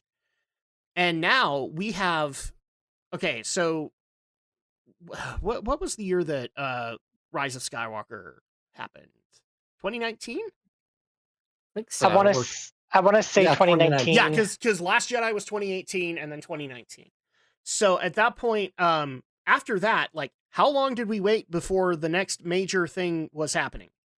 Well, we didn't really wait because we also had things like Rogue One in between. We had Solo in between. Mm-hmm. We had The Mandalorian just afterwards. And so, again, quoting Jim Cornette, how can we tell you we miss you if you won't go the fuck away? And I think it's actually a good idea to start pulling back on a lot of these properties. I mean, do you have to pull back on CG Clone Wars and stuff like that? No, not really, because as much as I love my animated series, who are animated series geared towards? Kids. And the kids, they don't have the patience that a lot of us have, like that we adults have. And so at that point, you can appease to them because they don't really care about the overall the overarching Star Wars narrative. They care that they get to see people with lightsabers on the screen every week, kind of thing. And so at that point, like, it makes sense that you could have things going on like Clone Wars, Rebels, the Bad Batch, all that stuff going on. But we already have, like, I know a lot of this stuff has been rewritten, but I mean, a couple of years ago, we found out about, Mandalorian Season 2 was already happening. Season 3 had been greenlit. We were getting the Book of Boba Fett. We were getting the Ahsoka series. We were getting Defenders of the New Republic. We were getting an Andor series. We were getting an Acolyte series. We were getting Obi-Wan fucking Kenobi. And so at that point, it's just like, shit. That's a lot of Star Wars.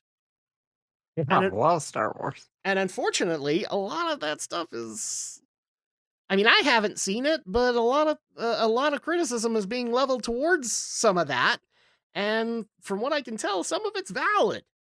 So maybe it's a good idea to pull back on both MCU as well as Star Wars universe and kind of regroup and figure out what the fuck you're doing.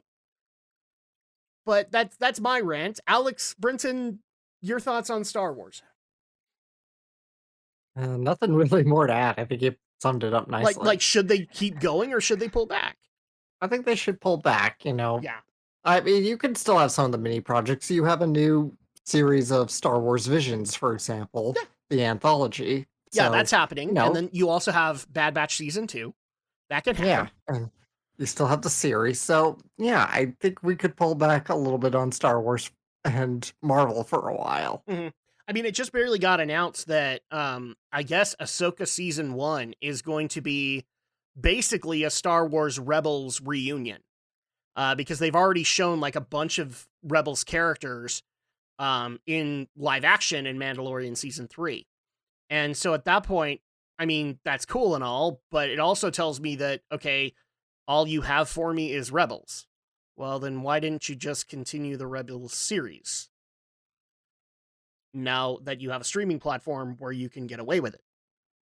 And yeah, that's kind of my issue with it. But Brenton, what do you think? Should they hold back on Star Wars? Do we need more Star Wars? What needs to go on? I haven't like completely formulated my thoughts too much on this. So in short, like, I think they can pull back. In long, I don't really have like all the words in my head to like give it longer explanations. I'm just going to leave it at that.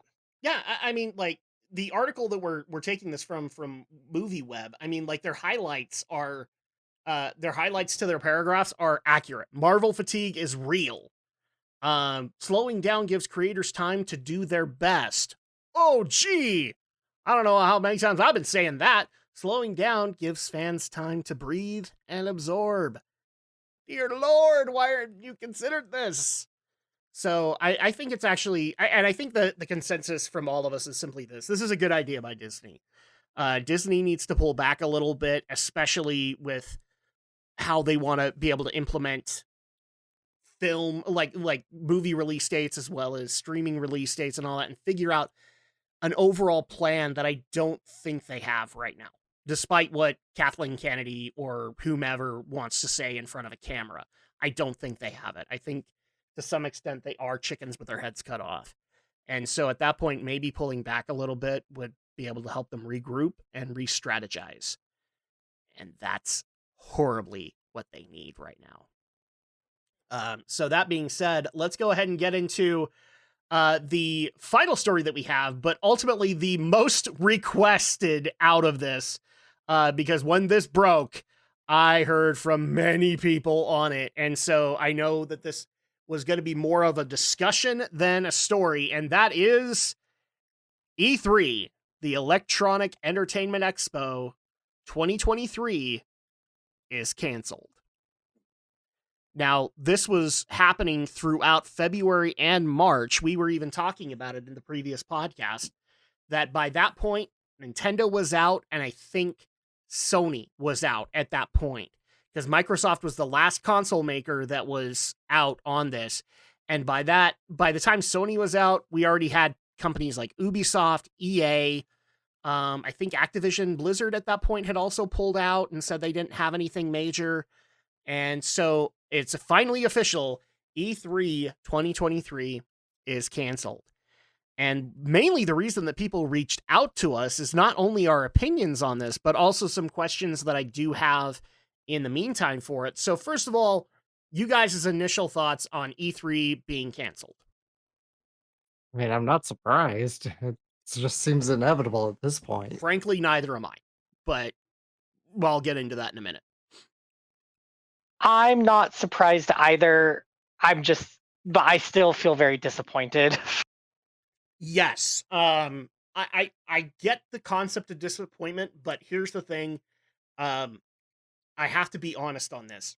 2020 was not kind to E3, and not in the sense that that people might be thinking I'm going for. 2020 opened gaming companies' eyes to the fact that they don't have to rely on E3 to be able to unveil these games.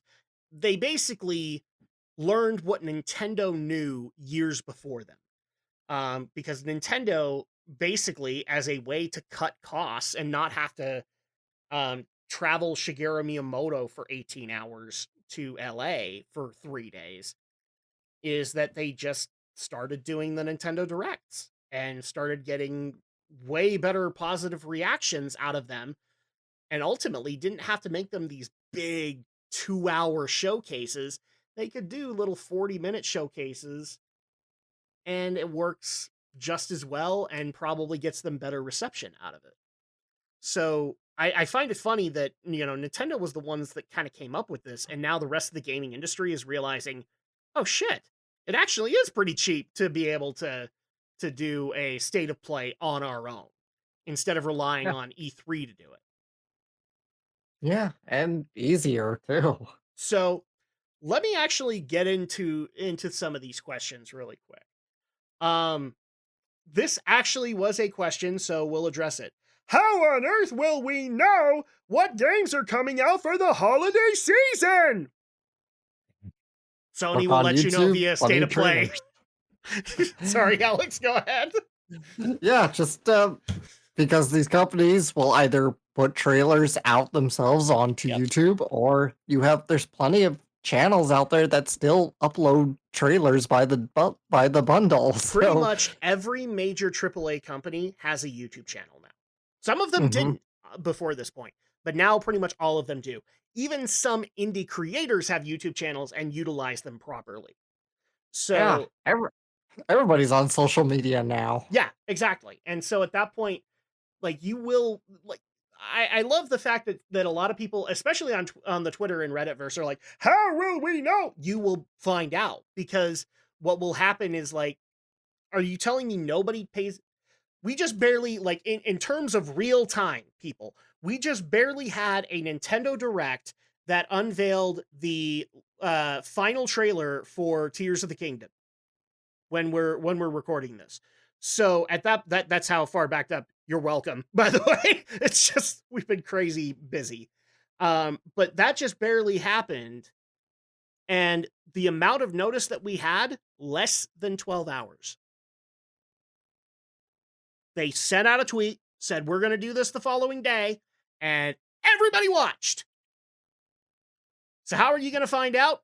Watch their Twitter, and then go to their YouTube channel, and you'll get to see it. It's that simple. Yep.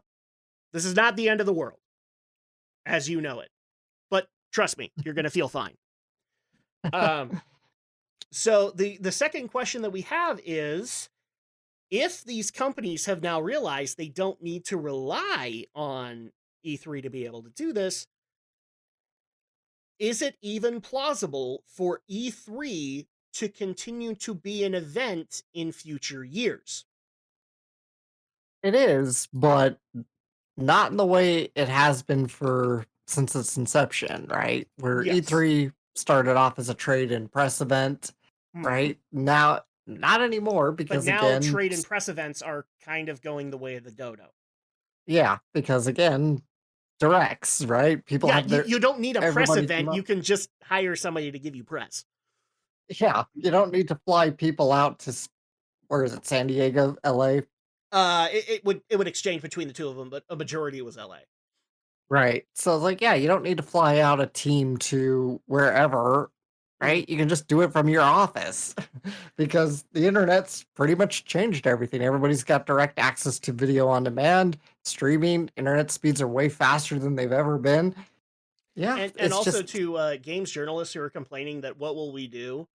Brenton, as a California native, would you like to tell us the average temperature that would be in one of those expo centers in the middle of June on average? Oh my god. I mean, the last time that I went to a convention in California during one of the hottest months of the year, or just during a very hot season, like I was sweating quite a bit.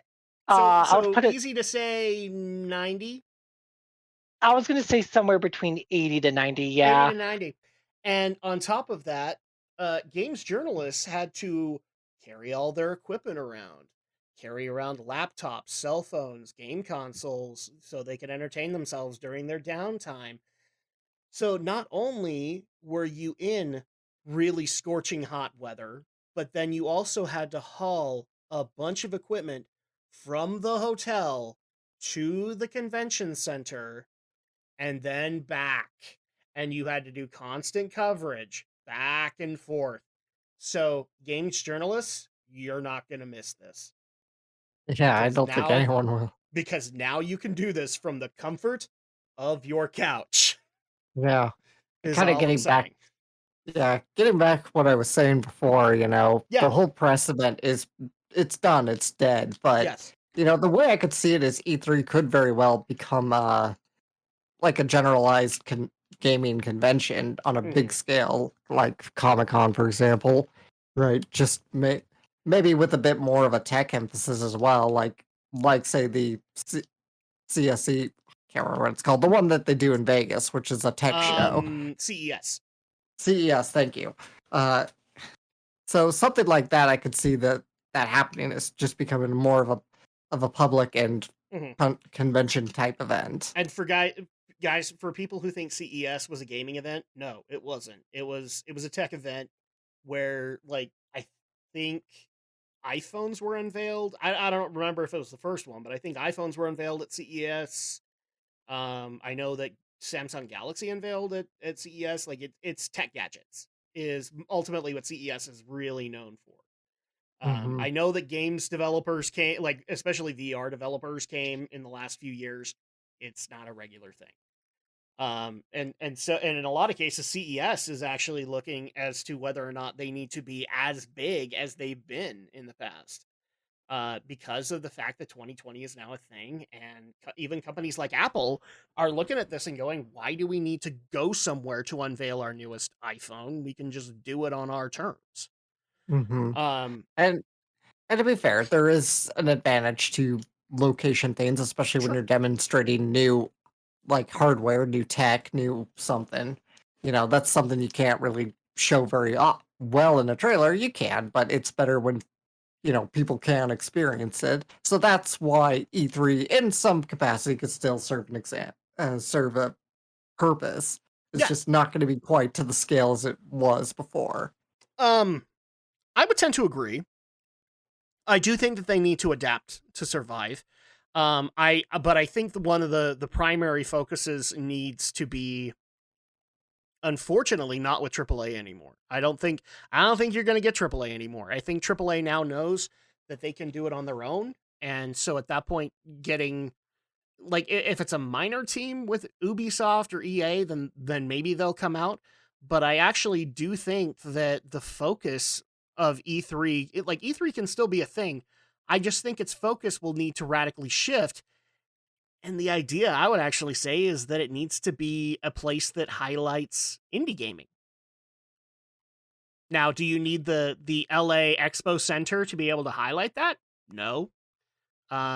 There's a lot of things that would need to basically be downsized from the scale that E3 has done in the past, but I think it's possible, and I think it would still be doable, and it would actually benefit developers that really don't get that much of a spotlight on their products compared to, say, Nintendo, Sony, uh, Microsoft, Activision, EA, etc.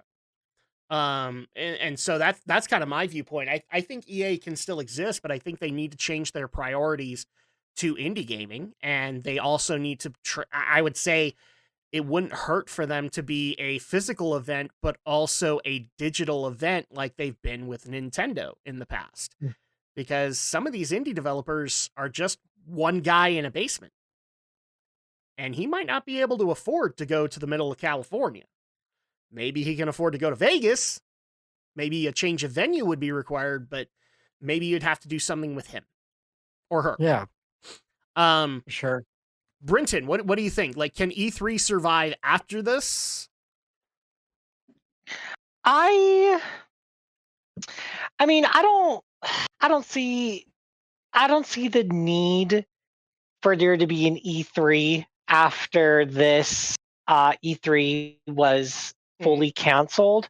As we have been discussing with this story, all of these bigger gaming companies have realized that there are ways to communicate game announcements, Yep. game updates, and the sort without the need of a large trade show convention. Mm-hmm. And so the the reason why I loved E3 so much is because even though I physically could not be there to attend, it was still something fun to look forward to because it felt like I was in attendance. It felt like I was experiencing what those who were physically there were experiencing in tandem. Yep. So to see it, especially since it's something that I looked forward to for like the last decade. So for it to be gone is what makes me sad and disappointed. However, I would just hope that there's still like this expectation or this standard of, hey, it's mid June, we should, as a collective, be having announcements ready to go because this is what the fans, the gamers, and those who are a part of this industry are used to. Mm-hmm. Because otherwise, June is just going to feel super lame and flat. Well, and this actually goes into the next question that we have. And so I actually want to address that, Brenton, because here's the thing. I do think that it's being accounted for. The question that we have is basically that gamers are basically ingrained or programmed to look forward to June as a means of being able to showcase what's coming out for December or early next year. So how are game companies going to be able to do that without E3. Okay, here's my answer to that. I think every single game company has taken this into account. And the reason I think that is because look at Nintendo and how they pace out their directs. I don't think it's just they're going all willy-nilly. I think it's literally by design. I think that they've literally kind of thought this out and said, okay, because originally when they started doing it, they had, I think it was 2 broadcasts a year. And then eventually it became a quarterly thing. And that actually worked out really well for them because then at that point, quarterly, they could advertise not only their upcoming projects, but they could reach out to indie creators, third parties that were making stuff for Switch, and be able to highlight them in those directs as well. And so at that point, I think Nintendo has taken that into account. So much so that now they actually are doing it. I think we've had a direct every 2 months at this point. So it's like every halfway into a quarter. And basically they use the January direct to hype what's coming out in April. They then use the March direct to hype what's coming out in May and June. And so what I think is going to happen is there still will be events in June because we are programmed for that. But now the companies are basically going to say, okay, we're going to do our own June events on our own terms. So at that point, we don't have just an hour to be on the stage, right? Now we have 3, 4, 6 that we can showcase a lot of things.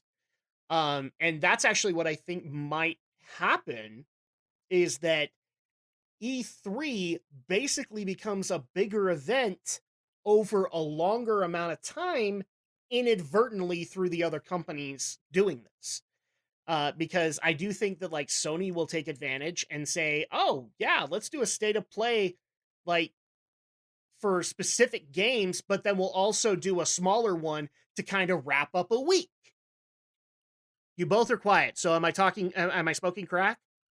No, we figured you're still No, going, so. like I'm liking I'm- everything that you're saying. I'm Yeah. I'm long-winded. But that's what I think is ultimately going to happen. I think that all of these people have marketing teams, and those marketing teams are looking at how E3 worked and saying, we can make this better, and we can hype you 4 times, 6 times out of the year. And then at that point, when we have a really big game that's being highlighted, like say Final Fantasy 16, we can do a major event around it and be able to highlight why people should be excited for that game. And then maybe, who knows, we'll throw in a little left hook to get people invested in our next state of play, Nintendo Direct, whatever. And I think that's actually overall going to work better for the industry as a whole. And frankly, I think it works so well that even the streaming platforms have been adjusting to that model too. Yeah, we do have physical events for things like Disney, but Disney is always going to have physical events. Like that's going to be their thing. They always make sure that they're digital too. Mm-hmm. And that they have digital people managing Disney Plus and advertisements and things like that. So I think overall this is going to work for everybody. I don't think you have to worry. I think June is actually going to get a lot more complex, but it's going to have more trailers for people to get excited about. So like, for example, Brinton, how many times have you and I both complained that the Microsoft events are very bland and boring for us most of the time? Always. Well, wouldn't it be better if instead you're working from 9 to 5, you come home and you just see 10 to 20 trailers on the Microsoft channel and you can pick what you want to watch? Yeah, like, I mean, I already do that with Nintendo Directs. Yeah, pretty much, because here's the thing. If you watch the Nintendo Direct in full, eventually that shit gets broken up. And then you can just watch Right. the trailer you want. Exactly, because then you're taking like 45 minutes worth of information and just streaming it and knocking it down to like maybe 10 or like 10 minutes. Yep. Because you're like, Because essentially, I would at that point be scanning any Zelda, no. Any Mario, no. Any this, no. Yep. And frankly, the other thing that I think also a lot of companies are taking into account with a lot of this is reactions are an amazing thing for advertising. So what I mean is, like, you go to your favorite Twitch streamer to see them react to the latest Resident Evil trailer because you want to see them react because you want to share in their hype. Okay, then at that point, they can, they can still do their full-on streams and you can join them if you want, or a lot of those streamers are just basically clipping that out and saying, oh, you want to see what I thought about the latest character coming out in King of Fighters? There it is. And they can watch it with you and be able to have that. And that's just extra advertising for Nintendo and PlayStation that they don't have to pay for. That ultimately I think will help them out. So I know that some people are what I'm basically trying to say is I know people are upset by the fact that E3 is probably not going to be a thing anymore, but I don't think you're going to lose out on what E3 provided. In fact, I think you're going to get more of it, and it's going to be better for all of us, because then I don't have to sit through the stupid Starfield trailer that I know is going to be bad, and the Starfield people can sit through it and they can deal with it. Everybody's happy in that regard. But that being said, that is the last story that we have tonight, but that is not all that we have tonight, if that makes sense, everybody. So let's go ahead and get into the trailer roundup that we have for tonight. The trailer roundup has returned, and we specifically got a request from a listener that wanted our response to this particular trailer, but he didn't allow me to tell you what it was. So that being said, let's go ahead and do this. This trailer came out of nowhere, and devoted listeners of the podcast will remember when this idea was being shoved around, we all thought it was a bad idea. And that is the Tetris movie that has now been taken down to basically an Apple TV movie. As well, when we first heard of Tetris the movie, I think we all thought it was going to be like literally Tetris. Yes. Not Well, the story that was the of problem. getting Is Tetris. when this got announced, Pixels had just happened. And so there's a reason we thought that right off the bat, is because we looked at Pixels and went, oh God, they're going to do that with Tetris. How on earth is that going to work? And you know what? This is actually a lot better. Much better. Much better. I initially thought it was going to be some stupid animated movie. I think making it about how Tetris came to being rather than what we initially thought was the better way to go. Now, I will say this. I don't think that this is an accurate biopic. I think it has been blown out of proportions to some extent. Okay, but in this case, the creative license might be necessary. I'm just saying it might be necessary. And so at that point, the fact that this at this point has come out, Alex, we might have to add this to our watch list when we go to St. George later this year. Oh yeah, I want to see this. Oh my gosh, it actually looks really good. So yeah, I will officially eat crow. I'll eat my hat now. The Tetris movie looks awesome, and I will go and watch it, and maybe we'll review it, and that'll be fine. Brinson, what about you? I mean, I'm semi-interested, so... Okay, all right. Let's put it this way. If the three of us reviewed it, would you be more interested? I mean, I have Apple TV, so I could more than likely be like, hey, Jason, let's watch the Tetris movie. Well, and on top of that, I think by the time that we actually get around to it, it'll probably be available on a number of other platforms too. So at that point, like, we'll be able to watch it, because I don't have an Apple TV, so I don't think that the Fire TV that we have has an app for Apple TV. So at that point, we'll be able to watch it. But I mean, I'll promptly eat my crow here. It actually looks really damn good. Looks really good, yeah. Yeah. It looks fun, which is what Tetris is. It's fun. Yes. Well, and like I said, I think it's embellished. I think that it's not entirely accurate. I mean, they're making it look like, it was a Bourne movie to basically get Tetris on the Game Boy. I don't think that was the case. If it is, then people can let us know, but it's entertaining. It's definitely not what we thought it was going to be, which was falling blocks on a screen. So at that point, I'm happy to eat crow for that. But that was actually the only one that we had here. But I'm sorry, we have to do this. This just barely came out, so you guys get a sneak peek now, as it has finally come out, and we have some things to say on it. So without further ado,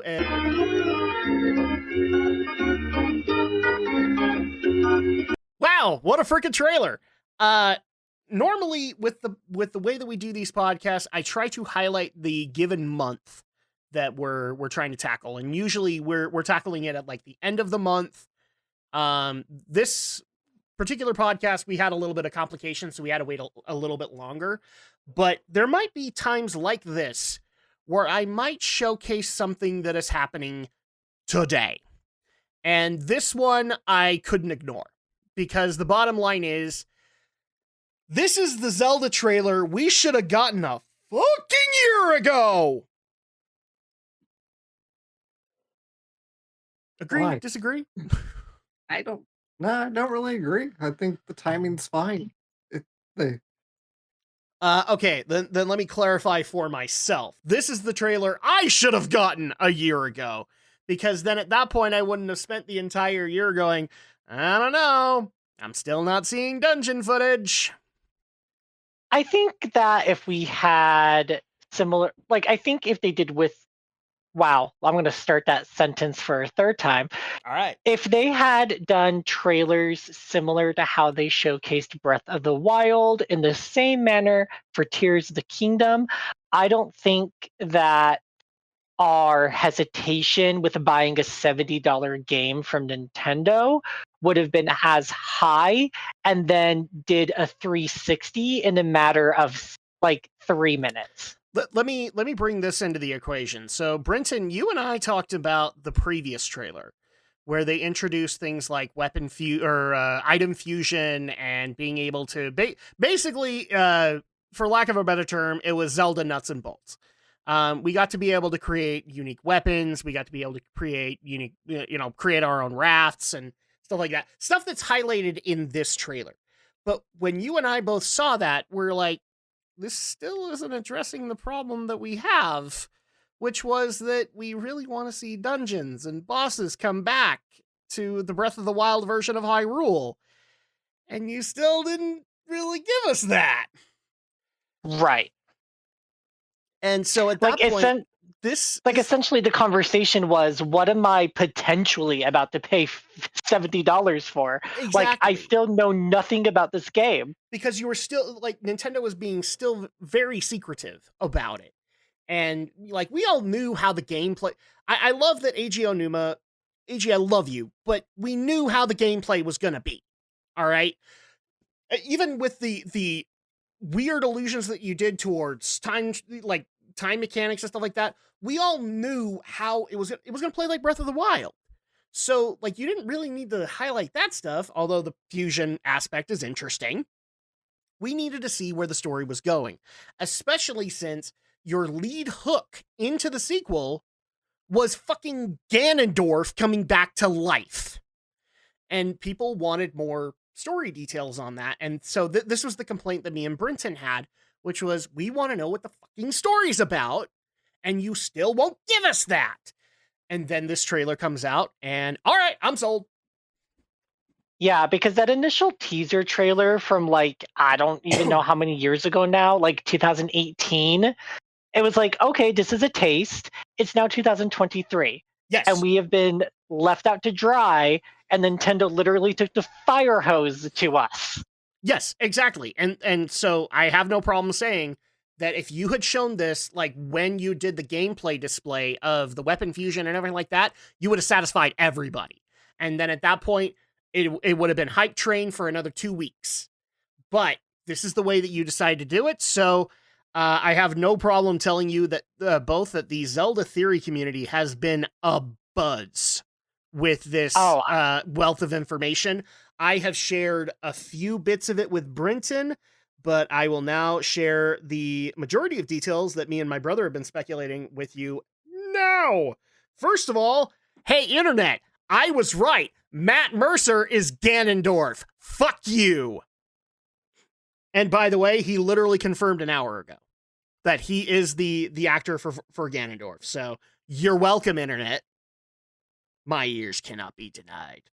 The other thing that we also got was, in case people didn't notice, because I certainly didn't, the Great Deku Tree is nowhere to be seen in any of the visuals of any of these trailers. In fact, it looks like the Lost Woods have been destroyed. That's an interesting thing to add, especially since it looks like everything is going to be either sucked into the underground or up into the sky. Oh, no Deku Tree? Huh. I think that's going to play into something with Link, isn't it? So we got that. How many people noticed the elven woman that we had no idea who she was when the trailer hit? Yeah, curious that. It gets good, because the speculation so far, which I actually think might not be wrong, is that it does share a resemblance to Zelda, but the speculation is that this might be the first ever on-screen appearance of the goddess Hylia. Or it could be either Din, Foror, or Nairu. So we will finally, these godlike characters that have never been displayed, we might get to see. Maybe possessing Zelda? Don't know. But that might be an interesting thing, especially since she'd have a voice, wouldn't she? So this would be the first time that happens. A lot of people have been speculating since the first trailer that Link is going to be somehow responsible for Ganondorf's release, and will have to make up for it. There's now speculation that maybe that's not the case.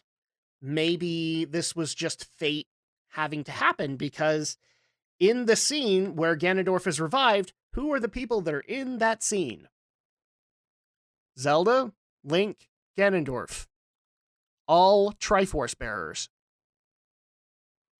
So the speculation is, even though in Breath of the Wild we saw that Zelda had the full Triforce, what if it splits and that's what actually resurrects Ganondorf? Is the Triforce of Power resurrecting him? You know, kind of like Twilight Princess. I like that. The thing that I especially liked was that we have 4 confirmed potential boss designs in this game. Are you ready for this, Blinton? Yeah, I'm listening. I don't know who Blinton is, but Brinton is ready to listen. About Blinton, but you know, that Blinton guy makes me worry. I'm a little worried too. We have the first ever 3D incarnation of Gleeok from the original Legend of Zelda. We have a possible incarnation of Goma. We have a possible incarnation of Georg from Majora's Mask. And Koloktos from Skyward Sword. And there are a lot of elements in this that are very Skyward Sword-esque. So you have those. We have 2 potential dungeon settings in this, as we have the possibility of the Goron Mines, as well as the possibility of the Arbiter's Grounds. For those who don't know, the Arbiter's Grounds is a very lore-centric place in Hyrule. Specifically, it is a jail for the nastiest mofos to ever exist in Hyrule. Wouldn't it be funny if, when we unleash Ganondorf, it's not underground, but actually in the Arbiter's Grounds where he was imprisoned? That would be very awesome. Indeed. So You have that. We also have the possibility of a Death Mountain dungeon, because if people notice, Death Mountain is basically overflowing with malice. And also the possibility that if it's Death Mountain, our favorite fire dragon Volvagia might be a boss. So all the things that me and Brinton had a complaint about, dungeons, bosses, we don't have any confirmation on them whatsoever, but man, it sure looks like they're in there, doesn't it, Brinton? Yeah, like I feel that we are going to have those traditional dungeons in an open world Zelda setting, which I look forward, like, which bears the question, will we be able to tackle these specific dungeons in any order that we want, similar to tackling the divine beasts in Breath of the Wild in any order that we want? If I were to take a guess, yes. Because they're probably still following the Breath of the Wild design. So at that point, you can tackle them however you want. You can tackle the story however you want. But I can already tell you right here and now, I will go ahead and put my link bra on, and I will go to the Arbiter's grounds because I want to see every gritty detail that they have. Again, this is a prison for the evilest of evil in Hyrule. And the last time that we saw the Arbiter's grounds was in Twilight Princess. And that was a really good instance of it. So I'll be very interested in that one in particular. I'm also going to address this really quick, because if we don't, then some people will get mad. Brinton, thoughts on the Ganondorf model? Now that he's fully hydrated, as people would like to point out, he has drank his water and his Gatorade. He is fully hydrated. I think he looks badass.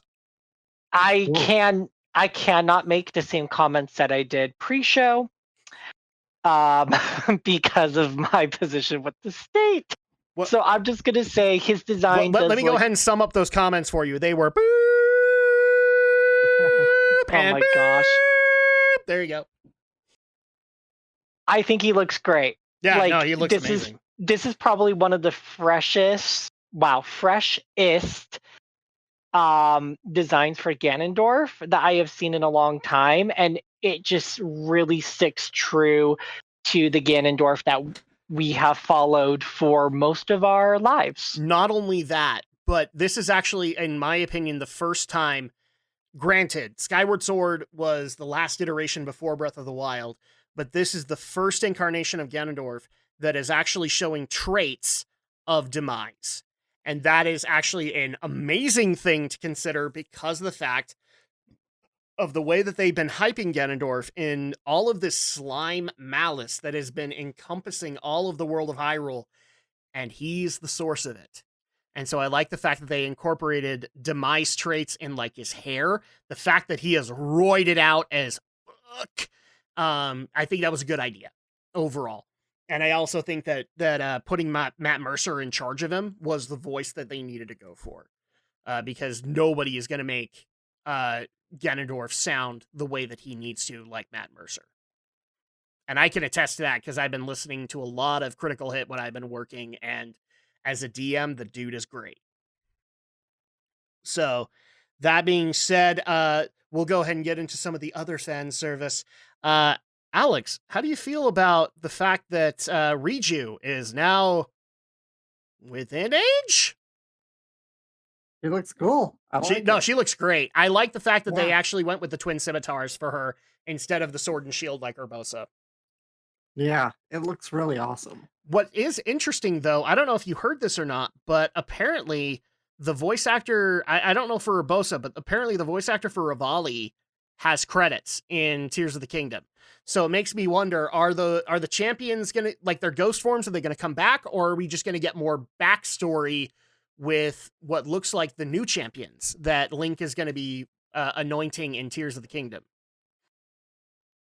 I guess we're going to find out. It would be interesting if they brought back the actress for Urbosa, because Alex loved the actress for Urbosa. So she it would plays be Riju too. So does she do Riju as well? Okay. Yeah. I wasn't sure about that, but I know that the actor for Rivali was not the same one that did stuff for the other Rito in that one. Although I don't know if we're going to get him. It looks like we're going to get a kid Rito that Link works with in this one. But that actually was kind of cool, being able to see, like, it looks like new champions basically coming in to help Link and actually help in combat too. So instead of having the lame assistance that they did in Breath of the Wild, like Sidon, how he was basically your mount while you tried to get onto the Divine Beast, he actually is on the Sky Islands fighting with you. That looks cool. I think this trailer broke Alex's brain, Brenton. It's also, I'm tired too. I also have no problem telling you all that I'm hoping that a certain character gets out of the rut that he was in Breath of the Wild. And I'm talking about my namesake, Drac. Drac the Goron, who was lame in Breath of the Wild. I hope he becomes badass in this game, because otherwise I'm going to have some complaints. But no, yeah, final thoughts on Tears of the Kingdom. Are you excited? Have you pre-ordered? I pre-ordered. All right. I have pre-ordered, but Amazon refunded me. Oh, really? Well, because I actually got a bundle that it looked like it was going to have a Tears of the Kingdom strategy guide with it as well. And so I opted to do that instead of the collector's edition. And turns out that it actually was for a Breath of the Wild strategy guide. So I'll have to wait a little bit so that I can get the Tears of the Kingdom strategy guide with it. Because if I don't do that, you and I both know, Alex, your sister will kill me. That's true. Because she loves strategy guides, not just because they're helpful for games, but she likes reading them. So, gee, my wife's a bibliophile. You couldn't tell. So final thoughts, Brenton, are you pre-ordered? I'm not pre-ordered, but that will change.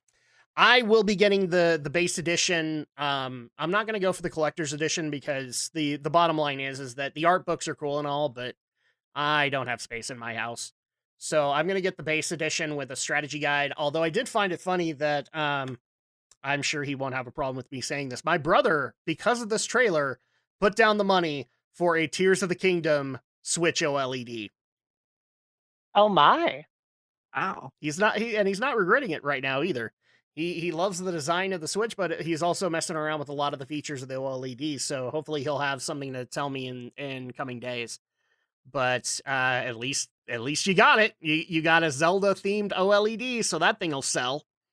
But overall, I'm excited. I cannot wait for next month. Although I've already irritated some people because I am strongly considering not streaming it and instead playing it with my family.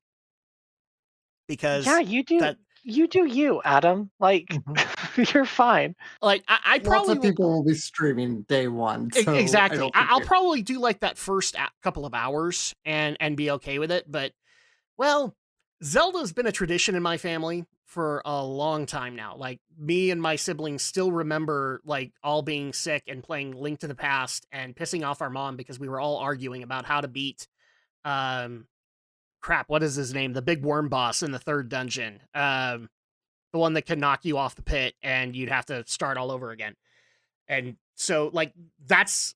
Like, that doesn't sound like a whole lot because we were arguing, but it's a tradition now. One that my older brother carried on with his kids when Breath of the Wild happened. I think even Skyward Sword when it happened. So at that point, we're going to keep the tradition going, and I'm going to play with my kids instead. So I hope people will forgive me on that, but there's going to be other things to stream. And like Alex and Brenton have pointed out, other people will be streaming it.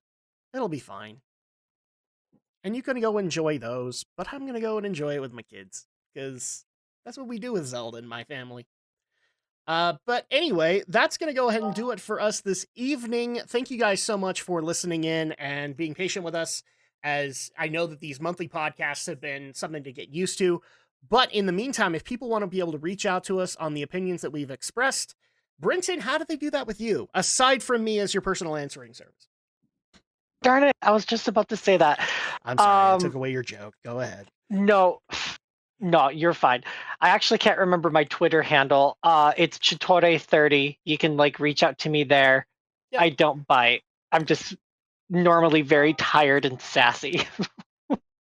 So you bite like everybody else on Twitter. That's one of the things I've had to kind of realize. Everybody on Twitter bites at least a little bit. Yum. Alex the Shadow Blazer, how do people reach out to you? Find me on YouTube. Shadow Blizzard 3000 is my channel. And do you have any major videos that you would like to pimp out, as it were, today? Right now, no. I've been really bad about trying to make anything lately, so hopefully I'll get back into the habit soon. You and me both. I I will have content coming out pretty soon. I super love how you can hear in my voice and Alex's voice that we're just like, ugh. Been a long week. So. It's been a long couple of months. This week in particular has been very long. I get it. So, if people want to reach out to me, the best place to go is on Twitter, and that is at GNRO, or at Geeky NRO, actually. Sorry.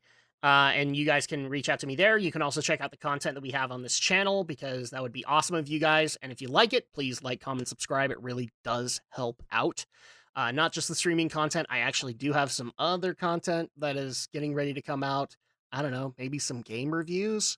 You guys have been wanting that for a while. So you guys can do that, but also continue to support the podcast, because it really does help. We love doing this for you guys, especially since we take time out of our month to be able to do it. And make sure to go support us either on Apple Podcasts, Google Podcasts, Amazon Podcasts, Spotify, or Player.fm, or you can also support us via the podcast feature on YouTube, because now that they've added that feature, I don't actually have to worry about doing 2 completely different uploads to YouTube, and everything can come out at the exact same time. So at that point, if people are irritated because I'm being exclusive or whatever, I have actually stopped that policy now that YouTube can just get it from my RSS feed right off the bat. So you guys can enjoy it there, as well as all of the other podcasts that we have, because I can already tell you, me and my wife Andrea just barely wrapped up the Mandalorian Season 1 for Geek News Streaming Night, and myself, Brinton, and Alex are getting ready to start up the Geek News Anime Night for Yu-Gi-Oh! Battle City. So you guys can look forward to that very soon. We're very happy to do that in honor of the late Kazuki Takahashi, and that'll be awesome. But in the and also you can, if you have any suggestions or for stories or for stuff that we can do on the podcast, you can do so by emailing us at geekyweek@gmail.com. And that's going to go ahead and do it for us this evening. So, Alex, Brinton, first of all, it was great to see you. But also, thank you so much for contributing to the podcast tonight. And that we have finally put the month of March in the books. And then in a couple of weeks, we get to do the same thing for April. And maybe talk about Zelda some more, because why the fuck not? But that'll go ahead and do it for us. Thank you guys so much for your continued support. Thank you to Alex and Brinton for joining me on this adventure. And we will see you guys next month for more geek news, reviews, and opinions. So for myself, for Alex, and for Brinton, we're all going to go to bed. But we will see you guys next time. Good night. Bye.